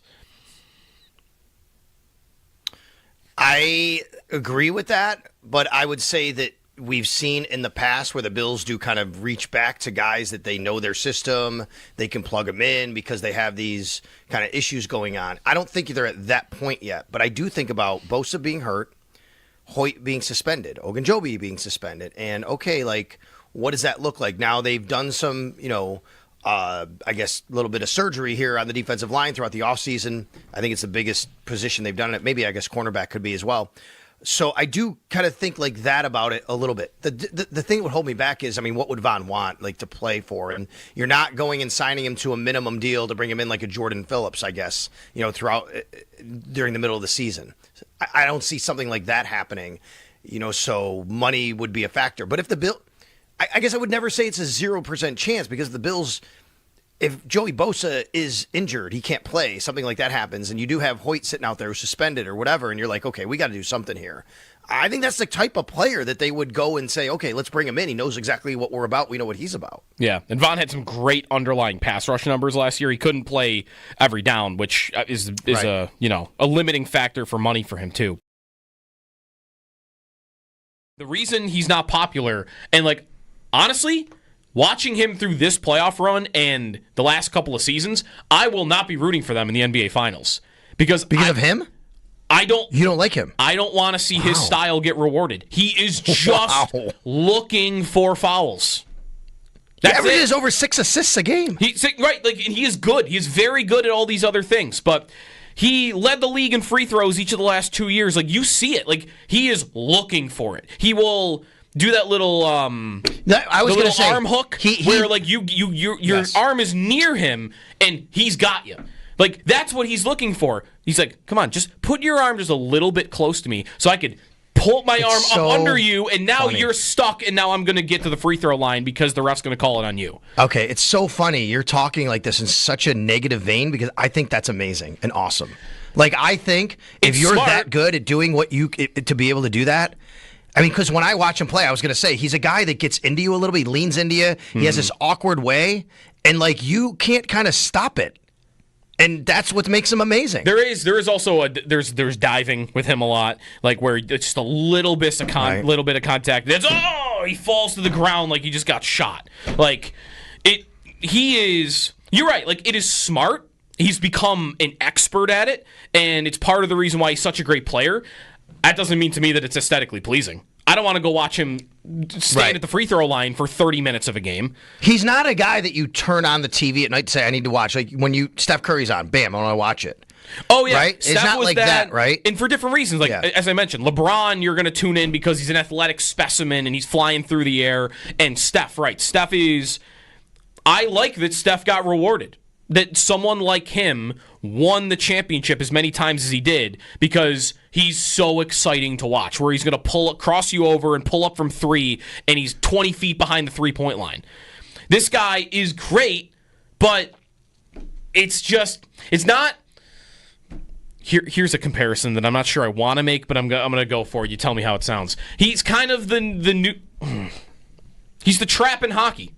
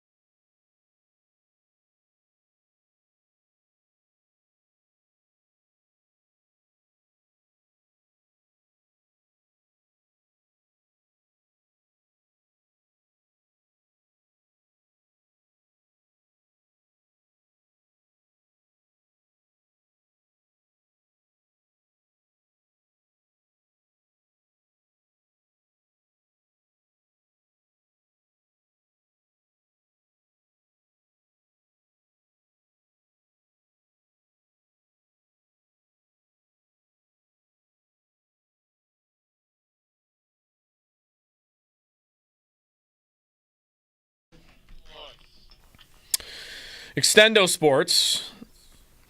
Sal, do you watch the TV show The Last of Us?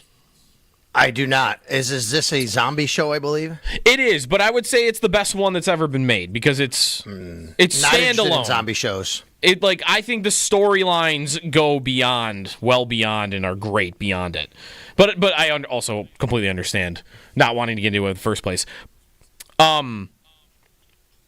Huge. I'm not going to spoil anything here.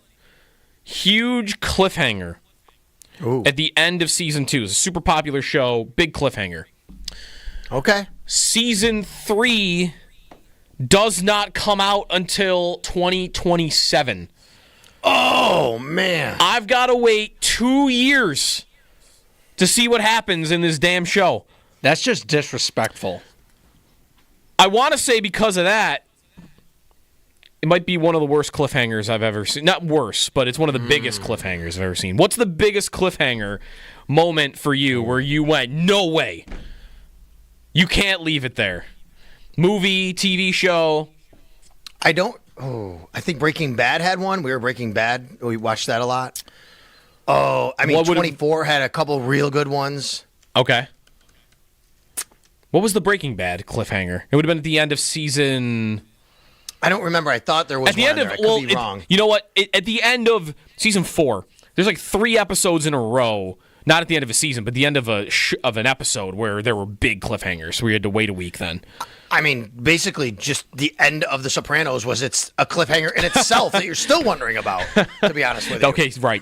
That should have been the first thing I said. Because that one, right. Like, look at me complaining about having to wait 2 years. Sopranos, we've been waiting 25 years, and we're never going to get an answer.